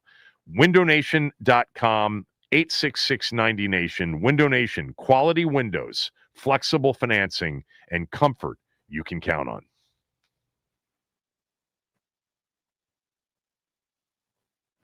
All right. Happy Friday, everybody. We start off with recapping Thursday night football. Joe Flacco and his newly found team, the Cincinnati Bengals, pull out the win over the Steelers 33-31. Jamar Chase sets a Bengals record for targets and tied for 3rd most targets in a single game in NFL history. Plus, he notches his 13th game with 125 receiving yards and 1 touchdown. Plus, the Commanders, they officially signed Treylon Burks after hosting him for a workout yesterday. The Commanders have also released wide receiver Tay Martin from the practice squad in the corresponding move. To the MLB postseason, the Dodgers, they increased their lead over the Milwaukee Brewers by a score of 3-0, notching another win, this time out in L.A. Then the Blue Jays, they get another big win over the Seattle Mariners and even the series at 2 games apiece. To hockey, the Caps, they get going tonight against the Minnesota Wild as the boys in red debut their new 3rd jerseys with the Screaming Eagle on the front and new numbers on the back. Logan Thompson expected to get the start. Puck drops 7 p.m. Pregame starts at 6:45 on our sister station, 106.7 The Fan. This update is sponsored by the Team 980 YouTube page. Just open the app, type in the Team 980, hit subscribe. Kevin Sheehan is live every day from 10 to 1. You can catch Den's office throughout all football season. Don't forget to hit the like button whenever you do decide to join us and turn on notifications to stay up to date on all things DC sports. And that is what's trending.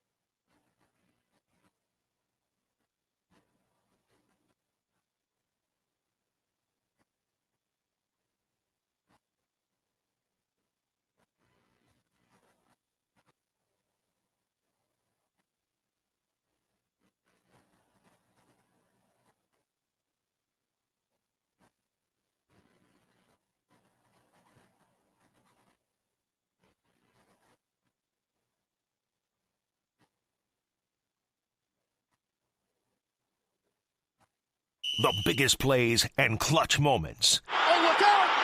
Touchdown! A miracle! It's time to go around the NFL.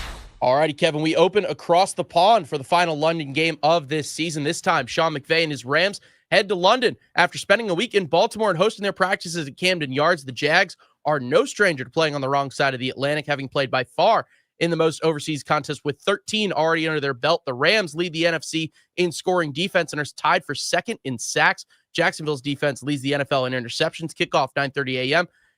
Head referee Adrian Hill. Line currently Rams -3. Over-unders 44.5. Two good teams getting after it early, Kev. Which one comes out ahead?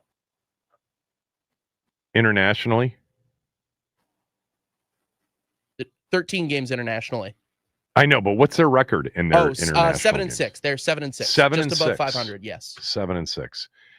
This game's this is a really good game, unlike the game that we had last week with the Jets involved. Although Denver is very good. I think this is an interesting game because I mentioned this to you when we did our buy and sell the other day, or when we did power rankings yesterday. I forget, but the Rams. I look at the Rams and I'm like, this should be an NFC championship contender. And I think they are. By the way, Puka Nacua is out, right? For Correct. the game? Yeah, he is out. They're 3-3 at halftime with this terrible Ravens team on Sunday. They lose to the 49ers on Thursday Night Football when the 49ers had basically the JV suited up for the game. They should have lost to the Colts if Mitchell doesn't, bobble the ball and have it go through the back of the end zone. They also should have beaten the Eagles, I guess, on a certain level. There's something that's just missing with the Rams right now. Jacksonville's obviously coming off the high of beating the Chiefs, and then they did not look good in their loss against Seattle. This is an important game for both teams. Should be a hell of a game. I don't like it either way. Do you? I don't have a feel for this game either way. I love being able to bet the Sunday morning game. It's a lot of fun. Of course. But I don't really have a strong feeling one way or the other. Yeah, with how good these defenses are, I might lean the under. But aside from that, that's really the only side I would have kind of a lean on. But what is it that we would lean under with two quarterbacks like Stafford and Lawrence and the weapons that they have? And I know Nacua is out, okay, and that's a big out. I mean, this guy loss. 2 catches last week in the game that he got injured against Baltimore, and that might explain some of they scored 17 against the Ravens a week after the Texans won in there and hung 44 on them, and they needed turnovers to get their touchdowns. This should be an interesting game, an important game for both teams. The Jags want to keep pace with Indy. Good Sunday morning game in London. I don't love the game. I'm not going to give you a winner. I guess I would lean Stafford in a situation like this, but just should be a really fun game to watch. What's next? Next one, much less fun game to watch. We go to the Windy City of Chicago, where Spencer Rattler and the Saints take on Ben Johnson's Bears. The Bears currently riding a 3-game win streak in spite of Caleb Williams being the lowest graded player in last week's contest, but the Saints have given up 25 or more in 5 of their first 6 games. On the other side of the ball, though, Spencer Rattler has looked competent with a passer rating of 90 or higher in his last 2 starts. Kickoff 1 p.m. Head referee Scott Novak. Current line, Bears favored by 4.5 or 5 points, depending on where you get it. Over under 46.5. Does Chicago notch another 25 in a victory, or can the Saints capitalize after such an emotional win for Chicago? So I've had the Saints 2 straight weeks, in the smell test. Had them against the Giants, and they got it done. Had them last week against the Patriots, and they certainly had an opportunity to get it done. I think they're going to be in the smell test next hour against the Bears, getting 4.5. Look, Spencer Rattler's played at a pretty high level, and it's been more kind of mistakes that have derailed some of their drives and some of their effort. I actually think they're decent defensively too, and the Bears are coming off the high of Monday night. This is a setup game for sure. Dennis Allen, the defensive coordinator in Chicago, remember, coached the Saints, so there may be some advantage there, but I like the Saints to go into Chicago and have a chance to win that game. I think this is a close game, and the Saints have been just like every team in the NFC, we talked about this the other day. There is not one terrible team in the NFC right now. The worst record teams have been the peskiest, the feistiest in recent weeks. The Giants, the Saints, the Panthers, who have gotten it back to 500. The Cardinals, even though they're 2-4, the games they should have beaten or had a chance to beat Indy with Brissett. They bungled the Titans game. They lost on a walk-off to the Seahawks. They lost on a walk-off to the 49ers. It's crazy about the NFC. You look, and it's like, it doesn't matter what the record of the team is. These teams are all capable of playing very close games. I think this is going to be another one. And I think part of it will be Bears in kind of letdown mode after Monday night. But the Saints have played well recently. I think this is a tight game. I like the Saints, certainly plus the number. What's next? Next up, we got the Dolphins. They leave the hot Florida sun for Cleveland, where the weather is going to be expected to be worse than it was on Monday night for Washington. The wind gusts expected to reach 50 to 60 miles an hour. What? And the National Weather Service says it's keeping an eye on the storm as it may end up getting stronger as we lead up to 1 o'clock kickoff. Head referee Sean Hockley, line currently Browns -2.5. Over under is 37.5. Who's getting out of the mud in this one? Hold on for a second. Will we have a big storm coming through the Midwest? Yes. National Weather Service. I didn't know that. Oh, yeah. It was that. making the rounds yesterday on Twitter, so I made sure to write everything down for this one. Yeah. Well, I gave you kind of my bold prediction for the week when I said that this might be it for Mike McDaniel. They are an underdog against the Cleveland Browns. If they lose this game, I think we wake up Monday morning and the big story is that Mike McDaniel has been let go. I think it's getting old there with him. And the quarterback going off on the team earlier this week, it just seems like, it seems like Mike McDaniel's never been a guy that's had control over his locker room. It's not the kind of coach he is. I mean, he shows up in flip-flops and, old school Birdwell breeches. Did you see that from the summer? Birdwell breeches, a swimsuit from way back in the 80s.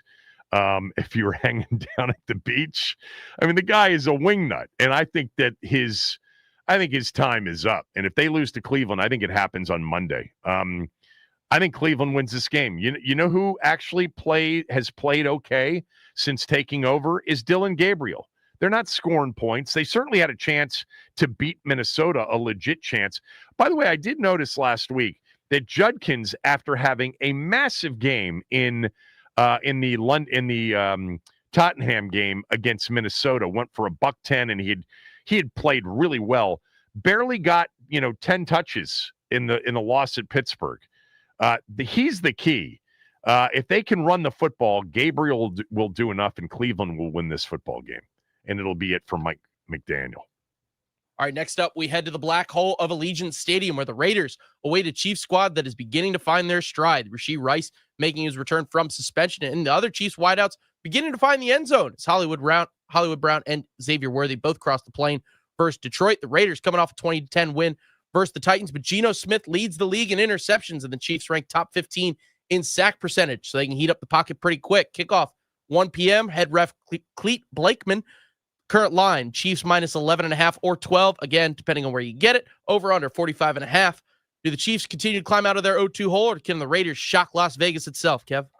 It just seems like Chiefs-Raiders games, is all that they always end up being closer than you think, even with big point spreads. Like I'm looking through, last year's games, the Raiders lost 19-17 at Arrowhead. They lost 27-20 in Vegas. The year before that, it was 20-14, 31-17. It just seems like the Raiders always kind of have the Chiefs number. But I don't know, man. To me, I thought I saw Sunday night against Detroit a Chiefs team that is on the verge of exploding and on the verge of becoming the best team in the AFC. They're 3-3. They're getting healthier. They've got speed. Mahomes is playing at a high level. As long as they stay healthy, I actually think Kansas City is going to represent the AFC once again in the Super Bowl. And I think as a 12.5-point favorite, this is going to be one of those that isn't close. I like the Chiefs big Sunday. Ooh, big. Big, like cover the number big? Yeah, believe it or not, the action's a bit split on this one, so there's not going to be a smell test pick involved in this one. If anything, the number's so big that people are playing the dog. But yeah, I could easily see this being a 31-10 game. Interesting. All righty. Next one. Philadelphia Eagles are flying north to go up against against the Minnesota Vikings. Not 100% sure who the starting quarterback is going to be in this one for Minnesota, as J.J. McCarthy is still listed as a limited participant in practice. Still working back from that high ankle sprain he suffered a few weeks ago. Carson Wentz also on the injury report, but with a shoulder. He's also been listed as a full participant, so leaning towards Wentz getting the revenge start versus Philly. But speaking of the Birds, they're coming off that mini bye after losing to the Giants on Thursday Night Football. But the Vikings defense is just as good, if not better than New York, and they force teams to run the ball. Saquon Barkley having a little bit of a slow start of the year. Through the first 6 games, kickoff 1 p.m., head referee Bill Vinovich. Current line, Eagles -1.5 or 2, again, depending on where you get it, over under 43.5. Yeah. Can the Eagles get back to pounding the rock, or does Carson get his revenge on Philly? Well, the Eagles would much prefer to see J.J. McCarthy at this point. I'm sure. I mean, with the way he played before he got injured, it's way too early to feel like J.J. McCarthy was a bad pick. He was the least favorite of the quarterbacks for me coming out. I didn't see how he was a first-round pick, but there's plenty of time for him to turn it around. He's only played in like 3 football games. But that's part of the problem, is his lack of availability, and that's going to be a concern for Minnesota. I bet you if they knew he was going to get hurt again, Sam Darnold would be the quarterback right now in Minnesota. With that said, here's the key for Philadelphia. They have all of a sudden started giving up yards on the ground. It's like, the Jalen Carter, Jordan Davis, Zach Bond, et cetera, they're not stopping the run. J.K. Dobbins had a good game, and of course, Cam Scatteraboo had a really good game a week ago Thursday night.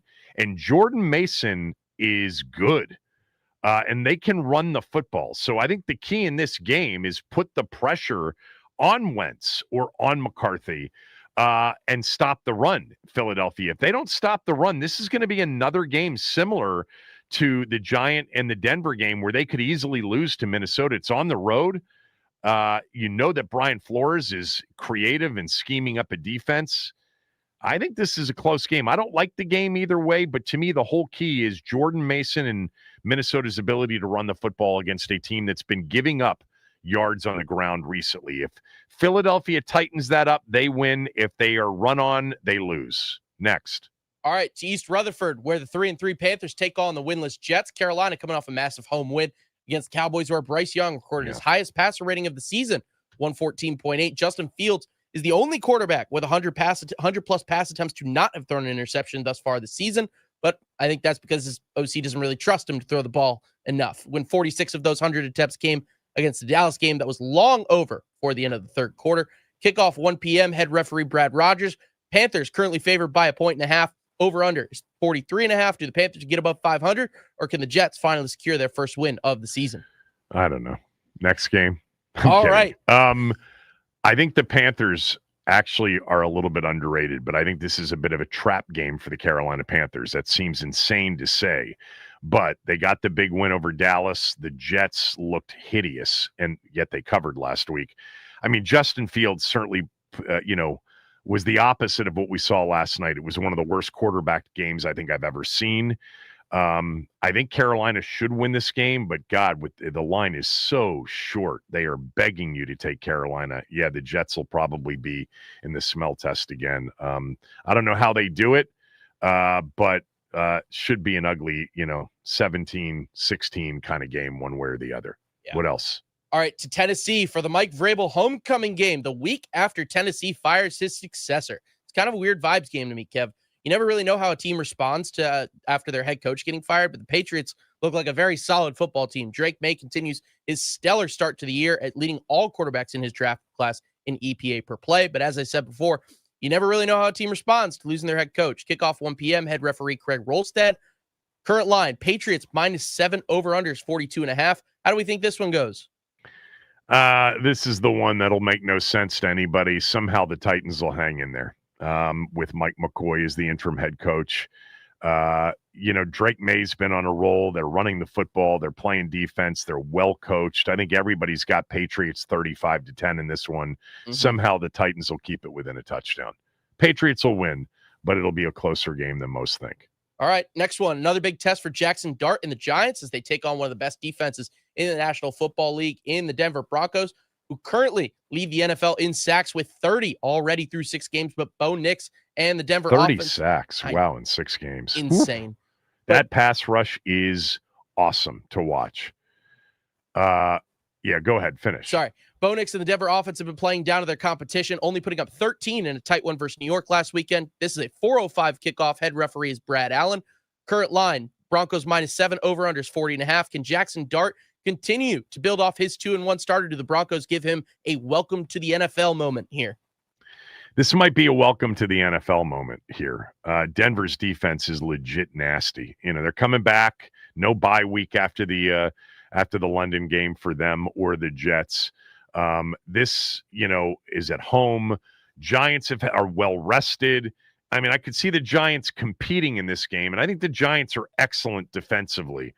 But this is really an awesome defense. We're going to get to see it Thanksgiving weekend on Sunday Night Football. Really, the matchup, I want to see who the hell covers Cortland Sutton. He's been awesome this year, except last week. This is going to be a close game, but I think it's a game the Giants get banged up in. Denver's defense prevails in a low-scoring game. They win. All right, next up, Danny Dimes and the Colts head west to Tinseltown. Yeah, this is a good one. Yeah, take on Justin Herbert and the LA Chargers, battling the injury bug with 10 guys listed as DNPs or limited participants in practice on Thursday. Colts still rolling with their first 5-1 start since 2009, and they've taken the lead in the scoring offense with 32.5 points per game in Big 2025. Kickoff at 4:05. Alan Eck, head referee. Chargers favored by 1.5. Over-under is 48.5. I like the Colts here, but my numbers say 91% of the money's on the Colts. But your it's numbers, not that much. Yeah, I was going to say, your numbers say different. I believe yours. But I will just tell you that, to me, the key in this game is that the one thing the Colts haven't done well, and they've done almost everything well this year, they have not been a great pass rush team. They're 29th in pass rush win rate in the league. And that's where teams have really hurt the Chargers recently with all of their offensive linemen out. No Slater, no Joe Alt, etc. And teams have really battered Justin Herbert. They won last week. They barely beat the Dolphins. We know how our bad defense roughed them up. The Giant defense roughed them up. And it's not what the Colts do. It's not really what they do. And Jacoby Brissett had a big day against that Colts defense. This should be a highly entertaining game. Too bad it's in that window with our game in the 4:00 window. Big game, by the way, for everybody in the AFC that doesn't want to see the Colts run away with the AFC South and end up with like some unbelievable record. This should be a hell of a football game. That's not the right action. I think more action is on Indy than on the Chargers, but not at 91%. This should be a hell of a game. I mean, I think the key is, does Herbert, for the first time in a while, have time to throw the football? Because it's not what the Colts do well, although they could get healthy this week. Wish I could watch this game sort of live, start to finish. This comes down to a field goal either way. What do you got next? Next one, another sneakily injury-riddled team. The Arizona Cardinals host the Green Bay Packers. Not sure who will be getting the start here, but Jacoby Brissett looked pretty solid last week in a 31-27 loss to the Colts. Packers coming to this one 3-1-1 after handling Cincinnati and are looking to retain their spot atop the AFC North. Kickoff 4:25. Alex Moore, the white hat for this one. Packers favored by 6.5. Over-under is 44.5. Think the Cardinals put together a solid performance, or do the Packers continue their ascent? Yeah. You know who's playing pretty well is that corner from Michigan that everybody talked about before the draft. Will Johnson. The Cardinals have been right there. They're better off, honestly, with Brissett rather than, 5'4" Kyler Murray playing quarterback. I think this is a bit of a spot that would not surprise me if the Cardinals have a chance to win the game. Green Bay really hasn't been that impressive since destroying our team on Thursday night. They had the 40-40 game against the Cowboys. They lost to the Browns, and Flacco lit them up in the second half of that game. And they were one defensive stop, Cincinnati was, away from potentially pulling off a stunner as a 14-point dog last week. I don't think Green Bay's right now overall. I think Arizona's got a shot to keep this one close. I think this is another game that comes down to the final possession of the game. All right, final matchup. Sunday Night Football between the Falcons and the Niners. Mac Jones has been upgraded to a full participant in practice this week, while Brock Purdy continues to be limited due to a toe injury. The Falcons coming off their big 24-14 Monday night win versus the Bills, where they've seemingly announced their arrival onto the scene of the NFC. Kickoff at 8:20. Head referee Ron Torbert. 49ers currently favored by 2 points. Over-unders 47. Raheem Morris versus Kyle Shanahan. Kev, who comes out on top of this one? Well, it's even, better than that. I mean, they have obviously a long relationship, Raheem and Kyle do. Jeff Ulbrich worked with Saleh in New York for the Jets. Ulbrich is the 49ers defensive coordinator. This is a matchup of what you could say are the two best running backs in the league right now in Christian McCaffrey and Bijan Robinson. Robinson's got 822 scrimmage yards. McCaffrey's got 780. They apparently are good friends. They work out together in the offseason. Kittle might be back for the 49ers. This is a great Sunday night game and a very important Sunday night game in the NFC. I give the Falcons a very good chance to go in and beat the 49ers. I think the Falcons are for real this year, mostly because they are so improved defensively. They were not a good defensive team last year. They are a much better defensive team. And Bijan Robinson, in all honesty, might be the best offensive player in the league. We saw it up close. Everybody else is getting a load of it now. He is great. And Drake London has turned into a legitimate upper tier wide receiver. And Penix Jr. is playing well. Really, really good football game. 49ers need it. They need to get this one no matter who's playing quarterback.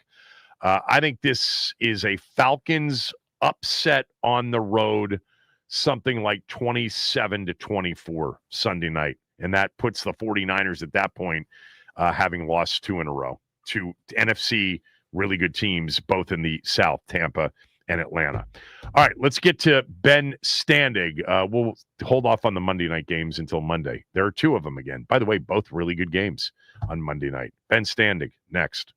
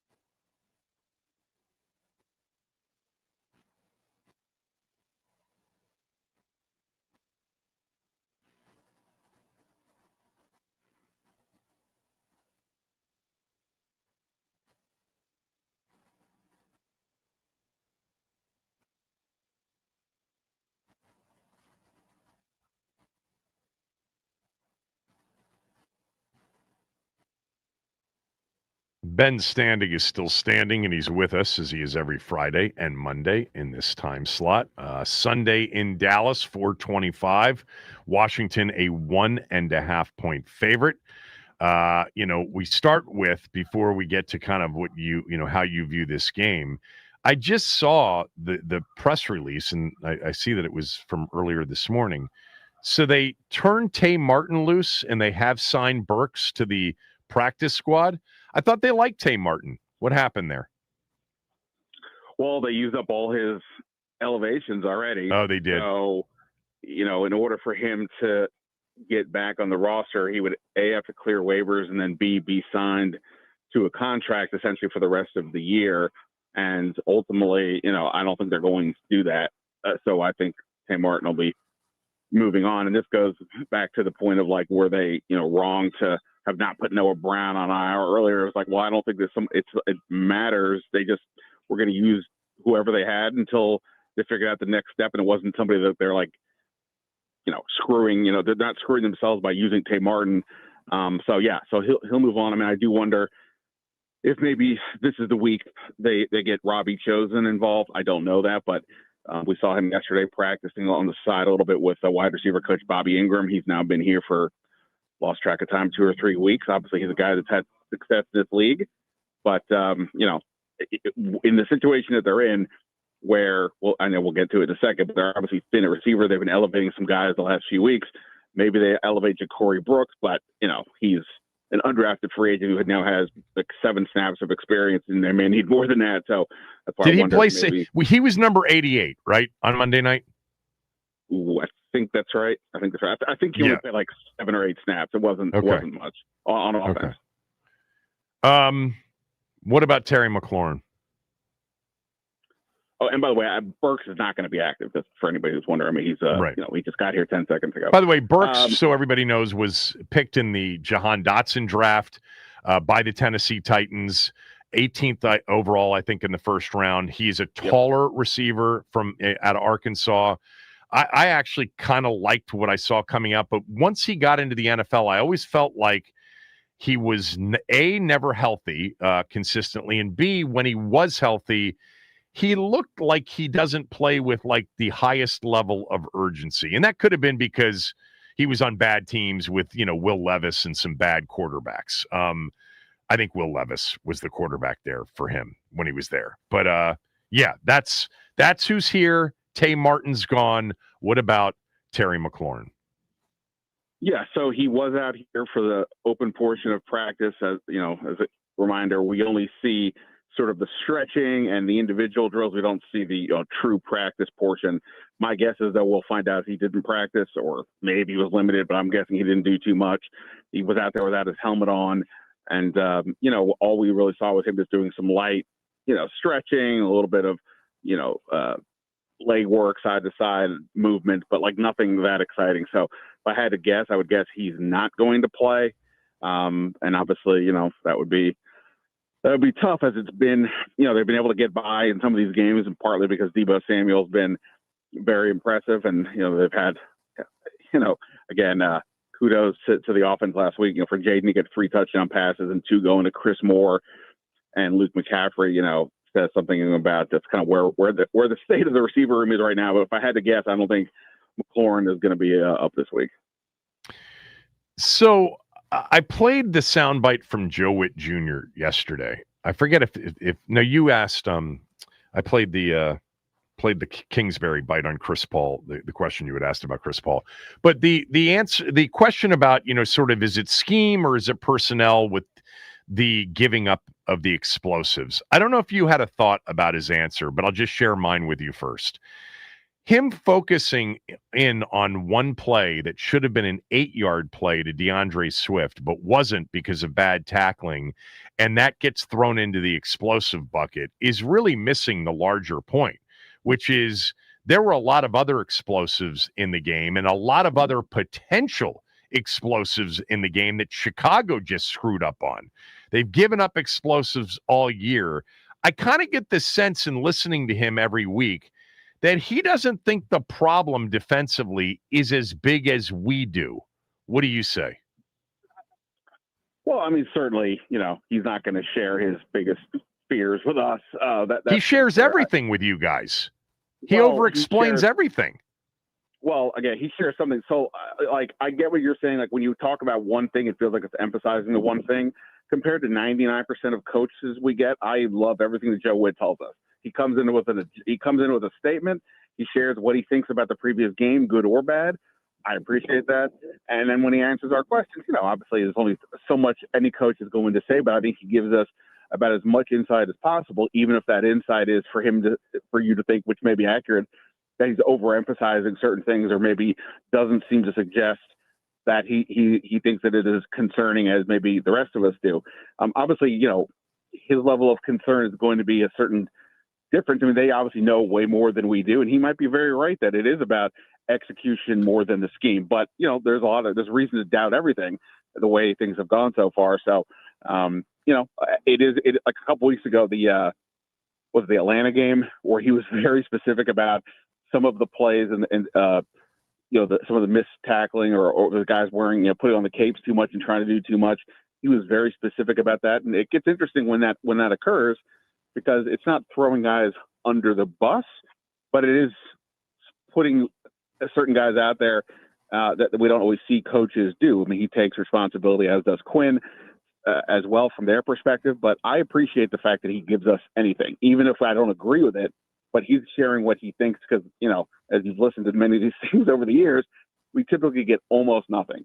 I don't think it was. I hear you, and I understand why that's good for you, and it's good for us to a certain degree. I'm still wondering whether or not you think that they may be a little bit detached from what this situation is, from at least the reality that I see as a fan, which is they seem to be a pretty bad defense against any capable offensive team. Yeah, I mean, I don't take what I mean. I think Dan Quinn seemed to be pretty frustrated after the game, and even when I agree for the first time. Yes. Yeah, and it seemed he was specific, talking about he didn't like the second level run defense and things like that. So I mean, I took that as an acknowledgement that this isn't going well. I think there's only so much negative that they could throw out publicly, and I do believe that they know what's going on. But again, I think you and I talked about this going back to the Green Bay game. There was the play where Tucker Kraft had like the 60-yard reception down the field where he kind of gets open down the seam and all that. And I asked several different people who would know things, or who are football people. Hey, look at this play. Tell me what happened here. And I got 3 different answers as to what. So for us on the outside, I think it's just often just borderline impossible. Not impossible, but it's often very challenging to know what the reality is. And so they have a much better feel, if not the exact feel, but they're not going to necessarily tell us. So I don't think they're delusional. I just think, there's things that they could do. I also think to a degree they're hamstrung in a sense of, let's just say it is personnel. What are they doing about it? There's not much they can do, right? The defensive line's not getting beat up with injuries. The linebacker room, Wagner and Louvu are going to be out there every play, in part because they just need them out there. And then in the secondary, say whatever you want about Lattimore. Who are you putting in over him? He's been better the last couple of games. So I don't think they have that many options relative to, again, the offensive line. They recognized an issue and made the switch at 2 spots. Yeah. But because they thought they had some comparable options. I just don't think they do on defense. So I don't think there's only so much they can do and or say about the whole situation.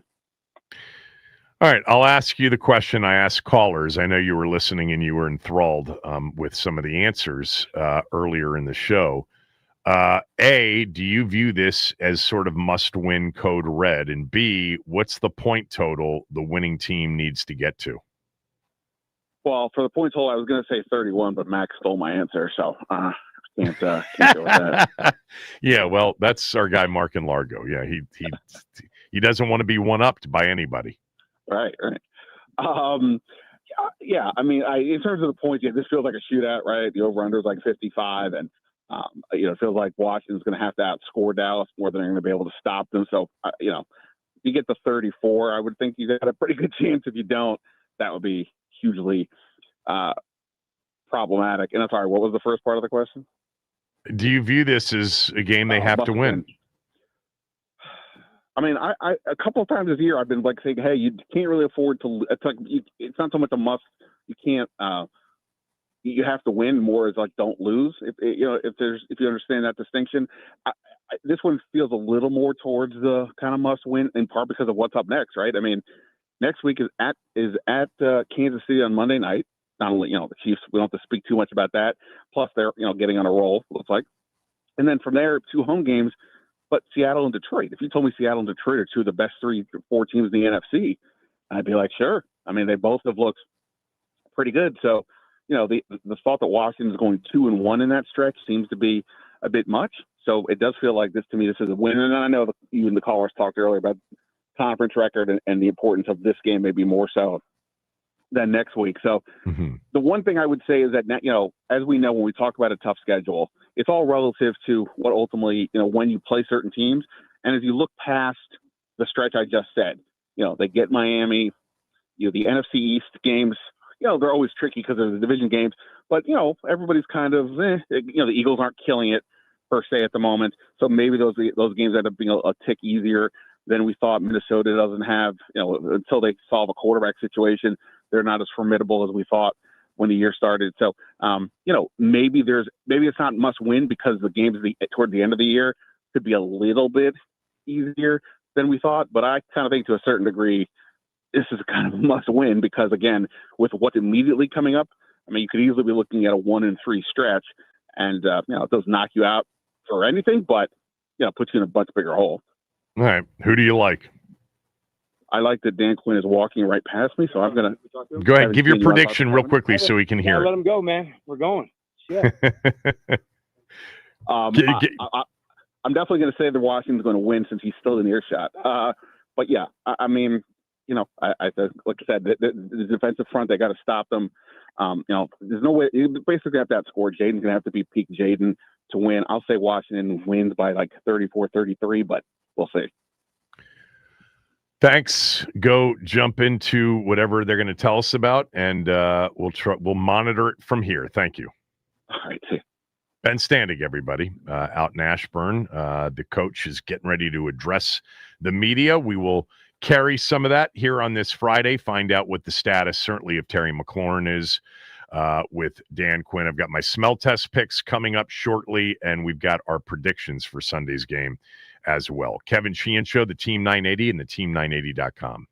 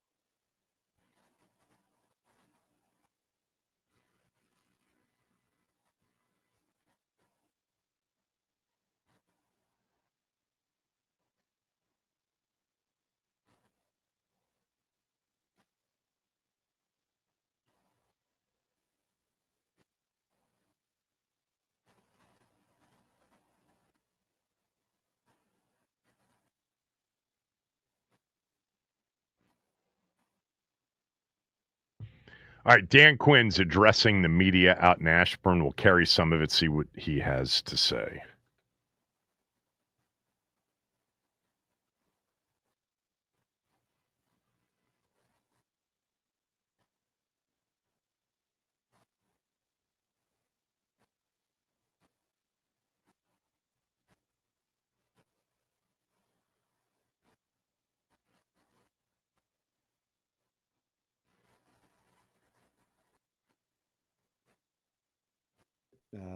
He's been impactful in the run game, and just pumped to see him continue to develop and grow, and playing right next to Laramie and in the run game. It's been big for us defensively. Vaughn, and right out of DeSoto, where there is that's a football town, and so pumped to have him in as a captain. Heading into Dallas. On special teams be Tyler Owens. So another guy who's growing and Plano East, and he's been relentless and one of our heavy hitters on special teams. So those are the guys there. I figured we're only going to rule one player out, give you the injury update. So that'll be Terry.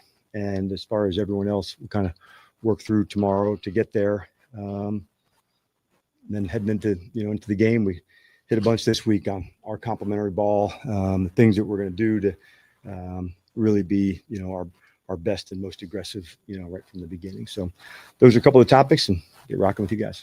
What was he able to do today?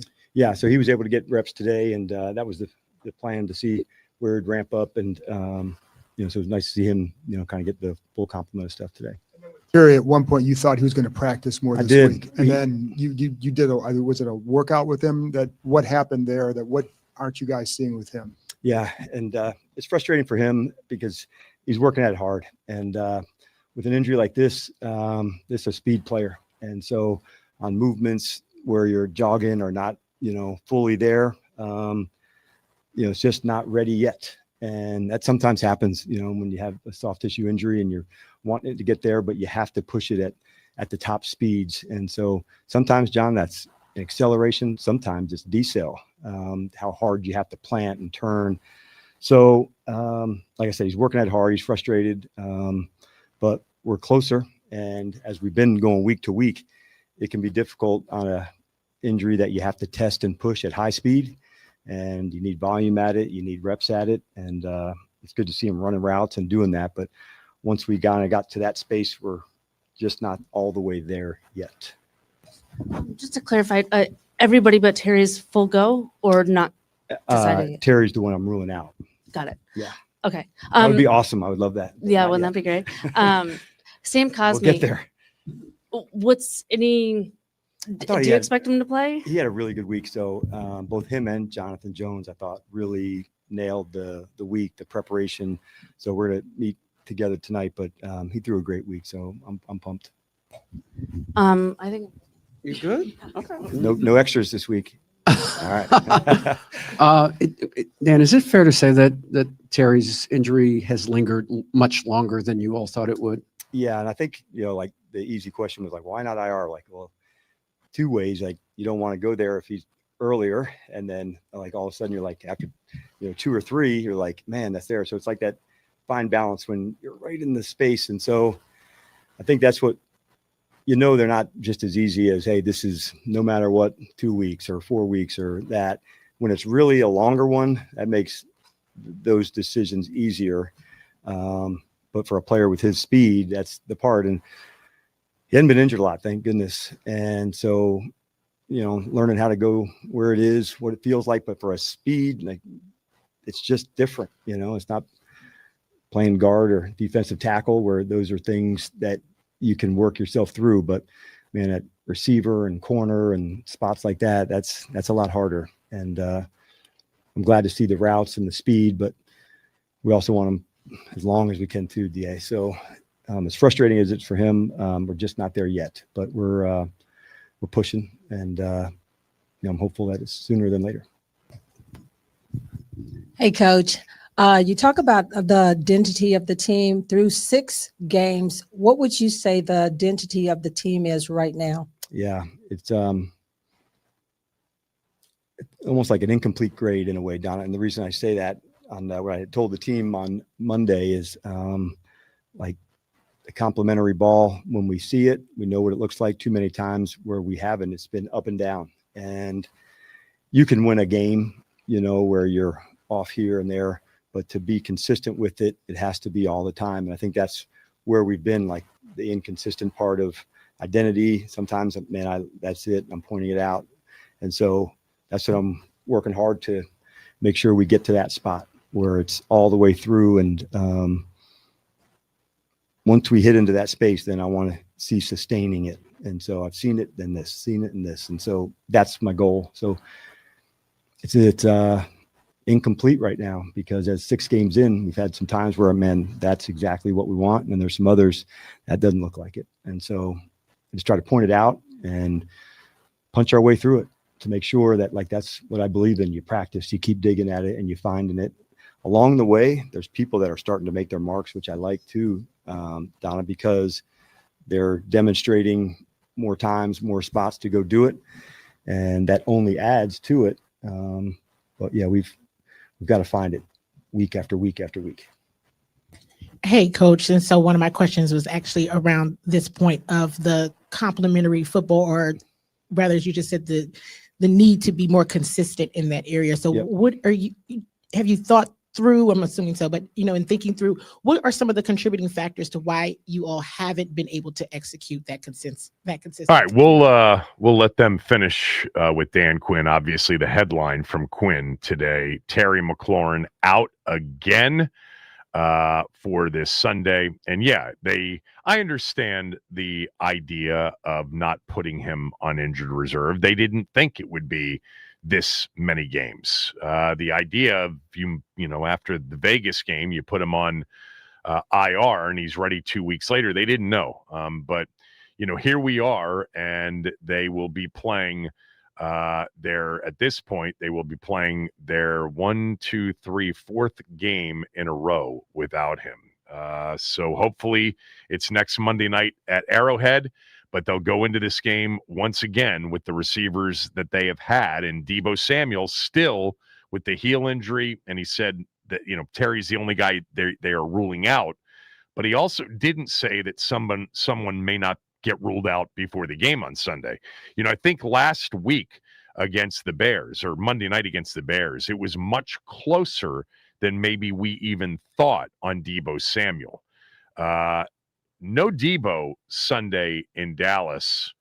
Look, the defense is so bad in Dallas that maybe you can go in with Jalen Lane and Luke McCaffrey and Chris Moore and Ja'Cory Harris. Is it Ja'Cory Harris?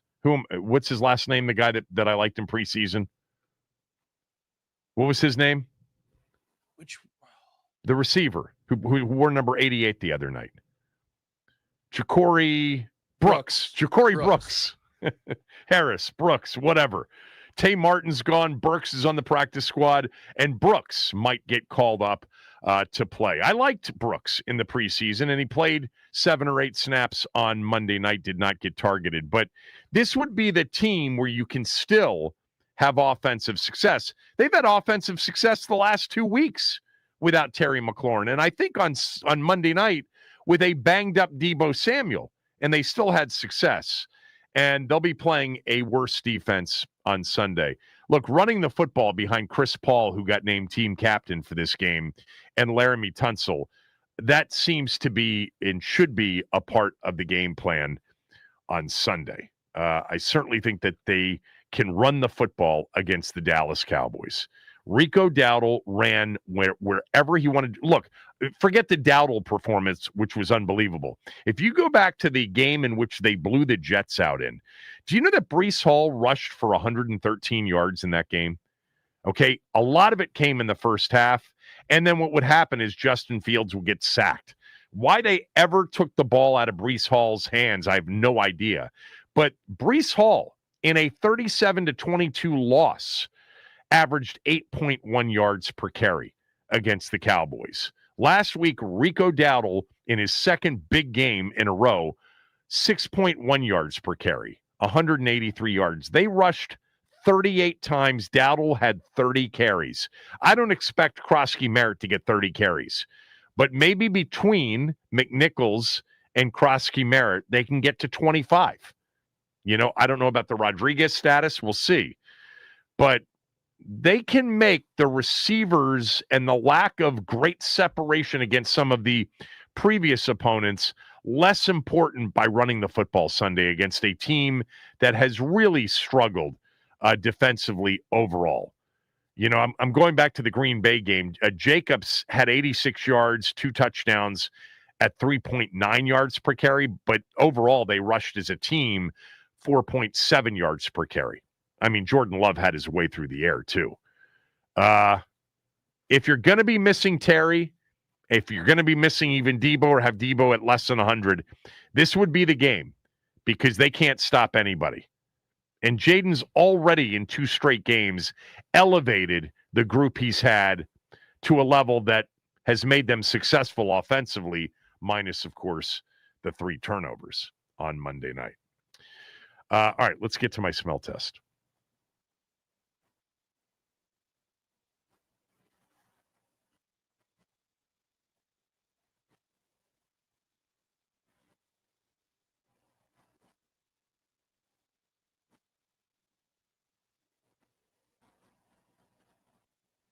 All right, I don't think I've ever had this start to a season that I've had this year. I've had several runs of just one winning week after another. I think a couple of years ago, I think the streak actually reached like 10 or 11 weeks. I think one week I pushed, but the other 10 were winning weeks. I've started off the season with my smell test picks winning for all 7 weeks that I've done it. The record on the season at this point is 51-30. And 5, 51-30-5. I'm up 21 units. Last week, 11-4-1. And to be honest with you, there was a painful loss. I pulled the Cardinals from the smell test on Twitter, so I'm not counting that, or it would have been a 12-4-1 week.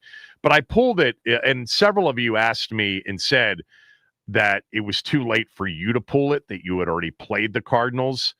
I understand that, and I have suggested at times you play the game, on Friday because the number more often than not goes against us by the time the kickoff goes, in part because I'm usually on the side. This is not a pat on the back. It's just I can identify with a lot of help, not just me, where that sharp money typically is going to go. In the case of the Cardinals-Colts game last week, keep in mind the Colts were 7.5-point favorites, but when Kyler Murray got ruled out, the line jumped to 10.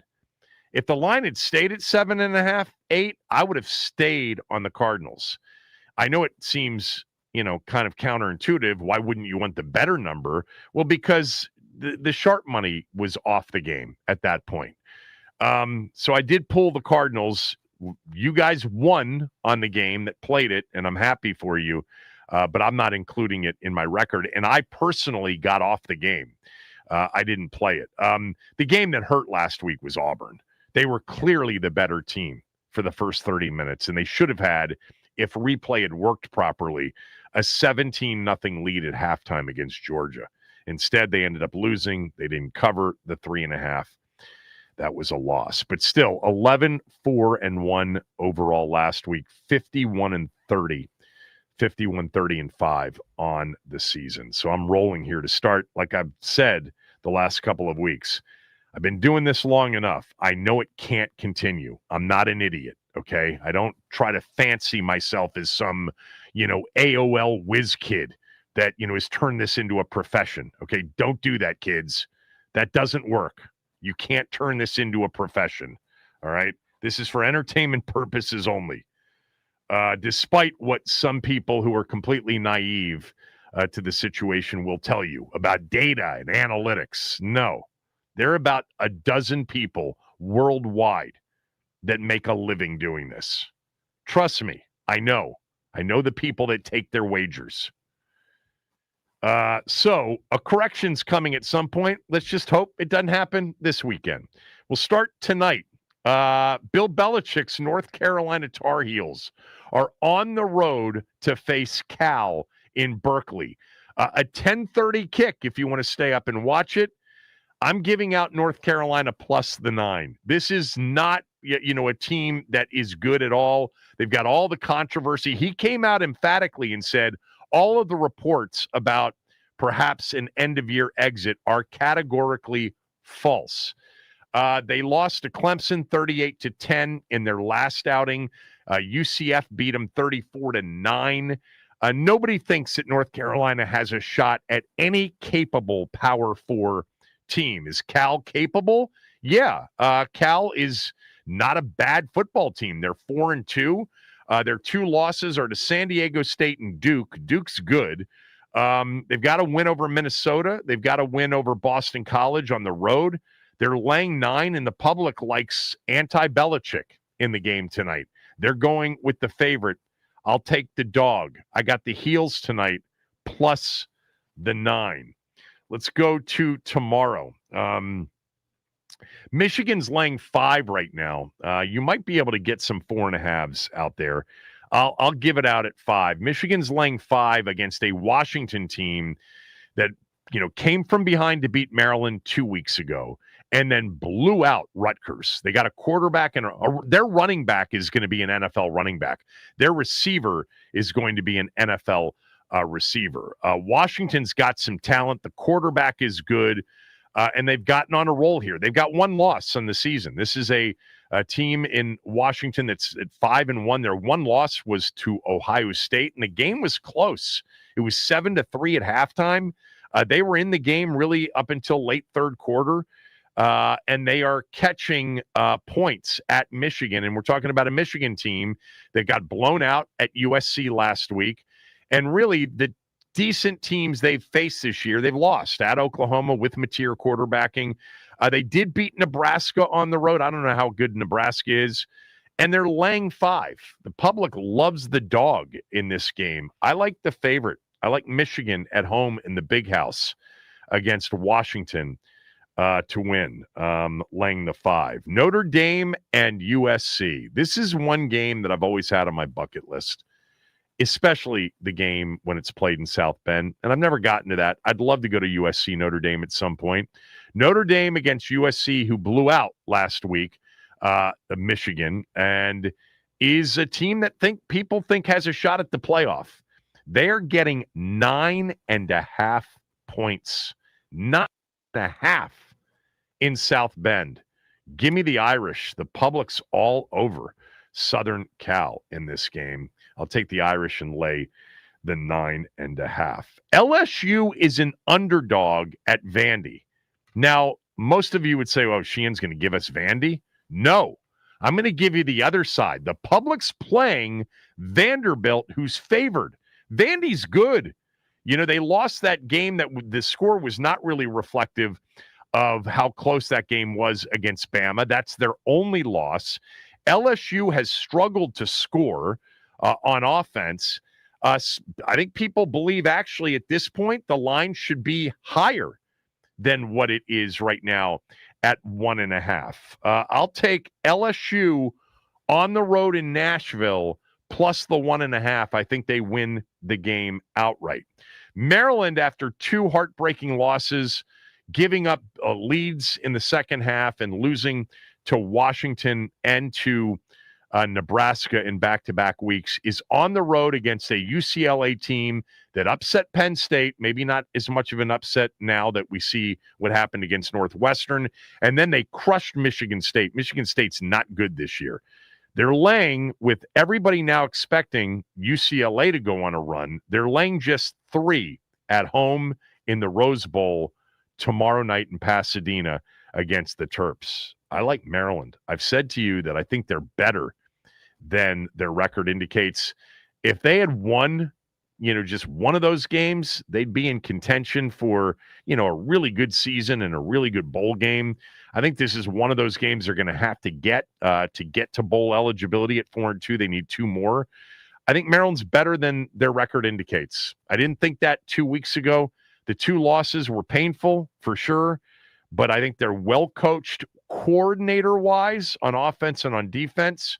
I think Pep Hamilton's doing a good job. I think the quarterback's, good enough. I think their defense is legit. I like the Terps plus 3. The public's all over the Bruins now that they have won 2 games in a row. The last college game, Georgia's laying a pretty big number to Ole Miss in what really is kind of the game of the day. They're laying 7 in Athens at home against Ole Miss. Ole Miss had a scare last week against Washington State. I'm not a fan of their quarterback. I think Georgia's going to completely shut Ole Miss down. I could see this being actually a much lower scoring game. And if it's high scoring, it's going to be Georgia doing it. I like the dogs laying the 7. The public's on Ole Miss in this game. Oh, one other game. I gave out Air Force last week. They got it done against UNLV as a 7.5-point dog. This week, they're laying a short number at home against Wyoming. Give me Wyoming plus the 4. Let's go to Sunday. Some of these sides, as I've said for the last few weeks, they're going to hurt you. They're going to be like, really? You're giving me that team? They stink. The Titans plus the 7.5 at home against New England. I've gone against New England a little bit here. Last week, almost got it done. This is the biggest public play of the weekend. The Patriots are, for good reason. They're playing great in Tennessee after firing the coach. Nobody thinks they have a shot, and the line's sitting there at 7.5. I'll take the 7.5 and the Titans at home. The Browns, I'm sorry, not the Browns. The Jets are getting 1.5 against the Panthers after they honestly looked about as bad as any team can look offensively, especially at the quarterback position.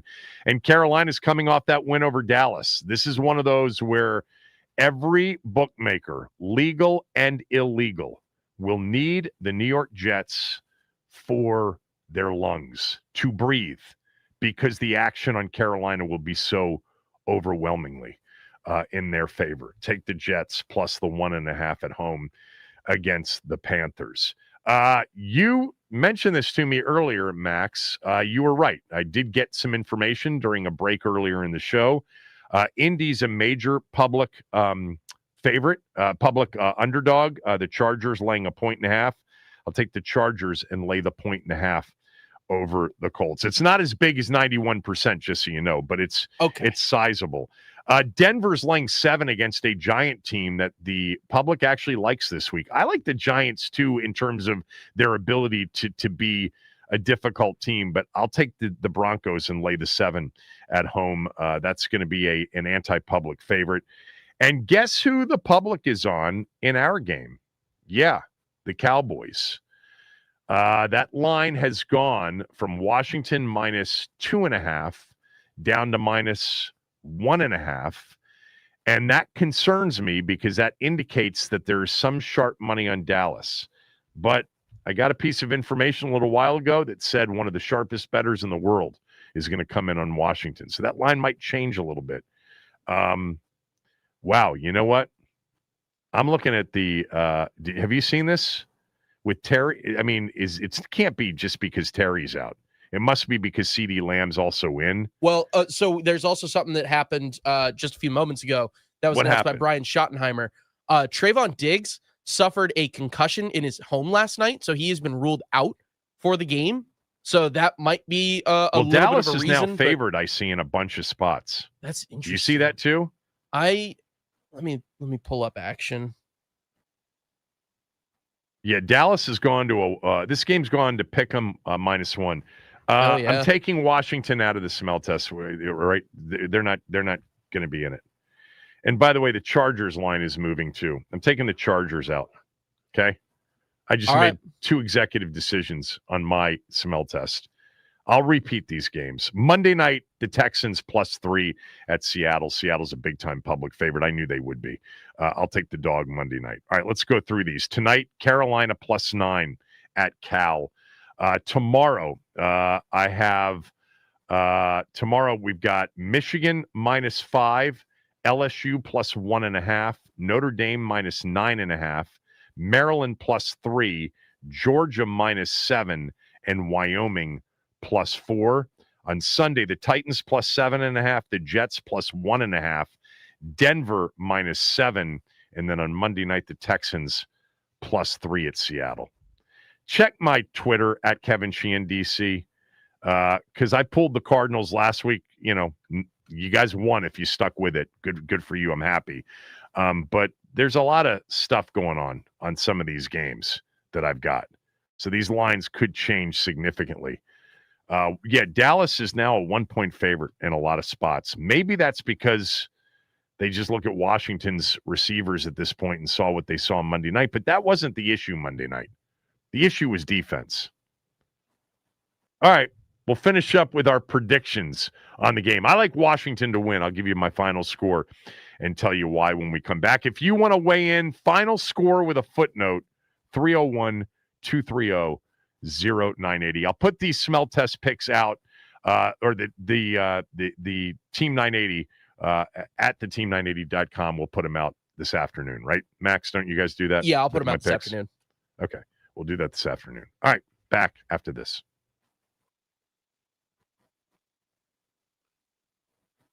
All right, happy Friday, everybody. We will start off with a recap of Thursday Night Football. Joe Flacco and his newly found team, the Cincinnati Bengals, pull out the win over the Steelers, 33-31. Jamar Chase sets a Bengals record for targets in a single game and tied for the third most targets in a single game in NFL history. Plus, he also notches his 13th game with 125-plus receiving and at least one touchdown. To Washington, the Commanders, they officially signed Treylon Burks after hosting him for a workout yesterday. Commanders have also released wide receiver Tay Martin from the practice squad in a corresponding move. To the MLB postseason, the Dodgers, they increased their series lead over the Milwaukee Brewers to 3-0, notching another win this time out in Los Angeles. Then the Blue Jays, they get another big win over the Mariners and even the series at 2 games apiece. Tonight, the Caps, they get going against the Minnesota Wild as the boys in red debut their new third jerseys. Logan Thompson expected to get the start tonight. Puck drops at 7 p.m. Pregame starts at 6:45 on our sister station, 106.7 The Fan. This update is sponsored by the Team 980 YouTube page. Just open the app, type of the Team 980, hit subscribe. Kevin Sheehan is live every day from 10 to 1. You can catch Denton's office throughout all of football season. Don't forget to hit the like button whenever you do decide to join us and turn on notifications to stay up to date on all things DC sports. And that is what's trending.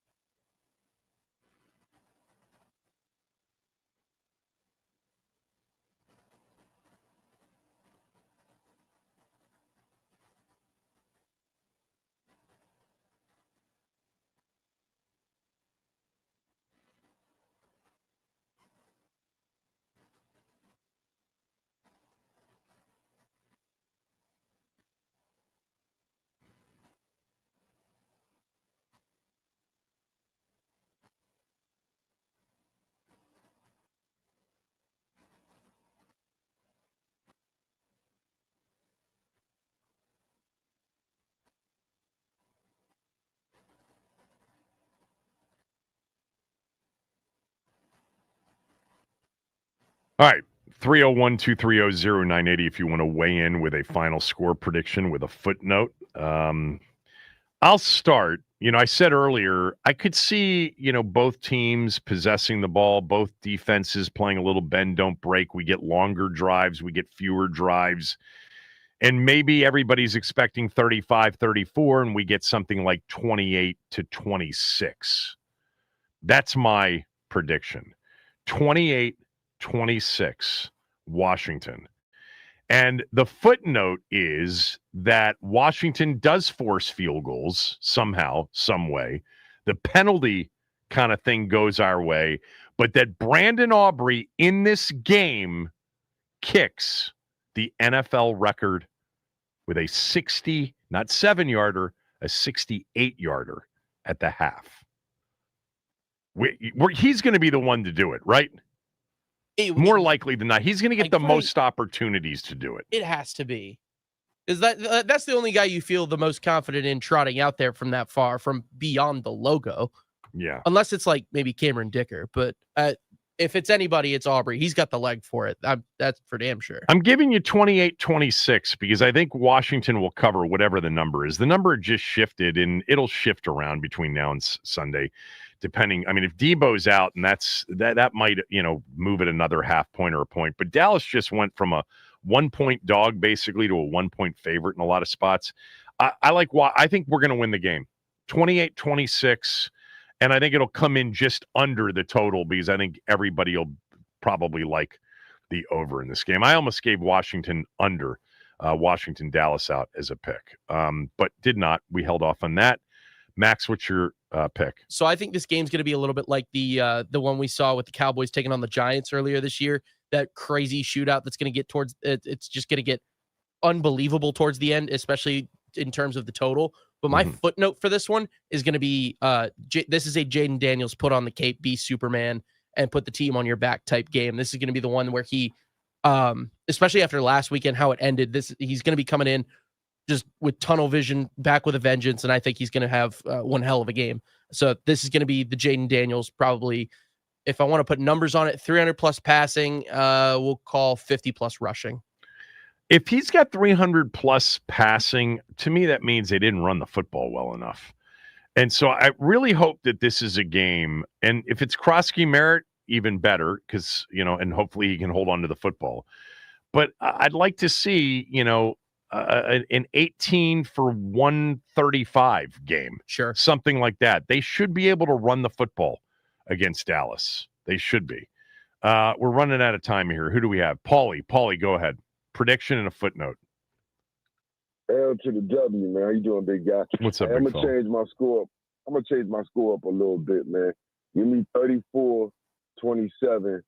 Footnote, man. We get a kickoff return touchdown from Ed McCaffrey Jr. and we get a punt return touchdown from my guy Lane, man. Bring it home.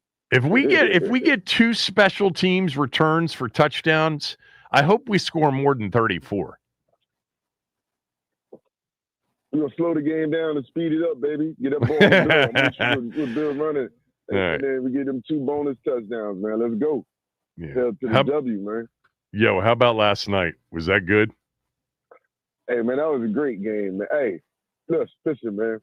Like they said before, man, that game was sponsored by AARP.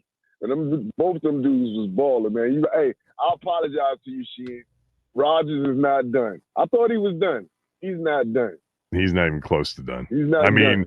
He may hang it up after this year, but he could certainly play for another year or two after this if he wanted to. Flacco officially goes on your wall with Trevor Ariza. That's a good comp. That's a good comp because they're basically kind of the same player, and I loved them both. All right, see ya. We're out. Back on Monday. Chris Russell next.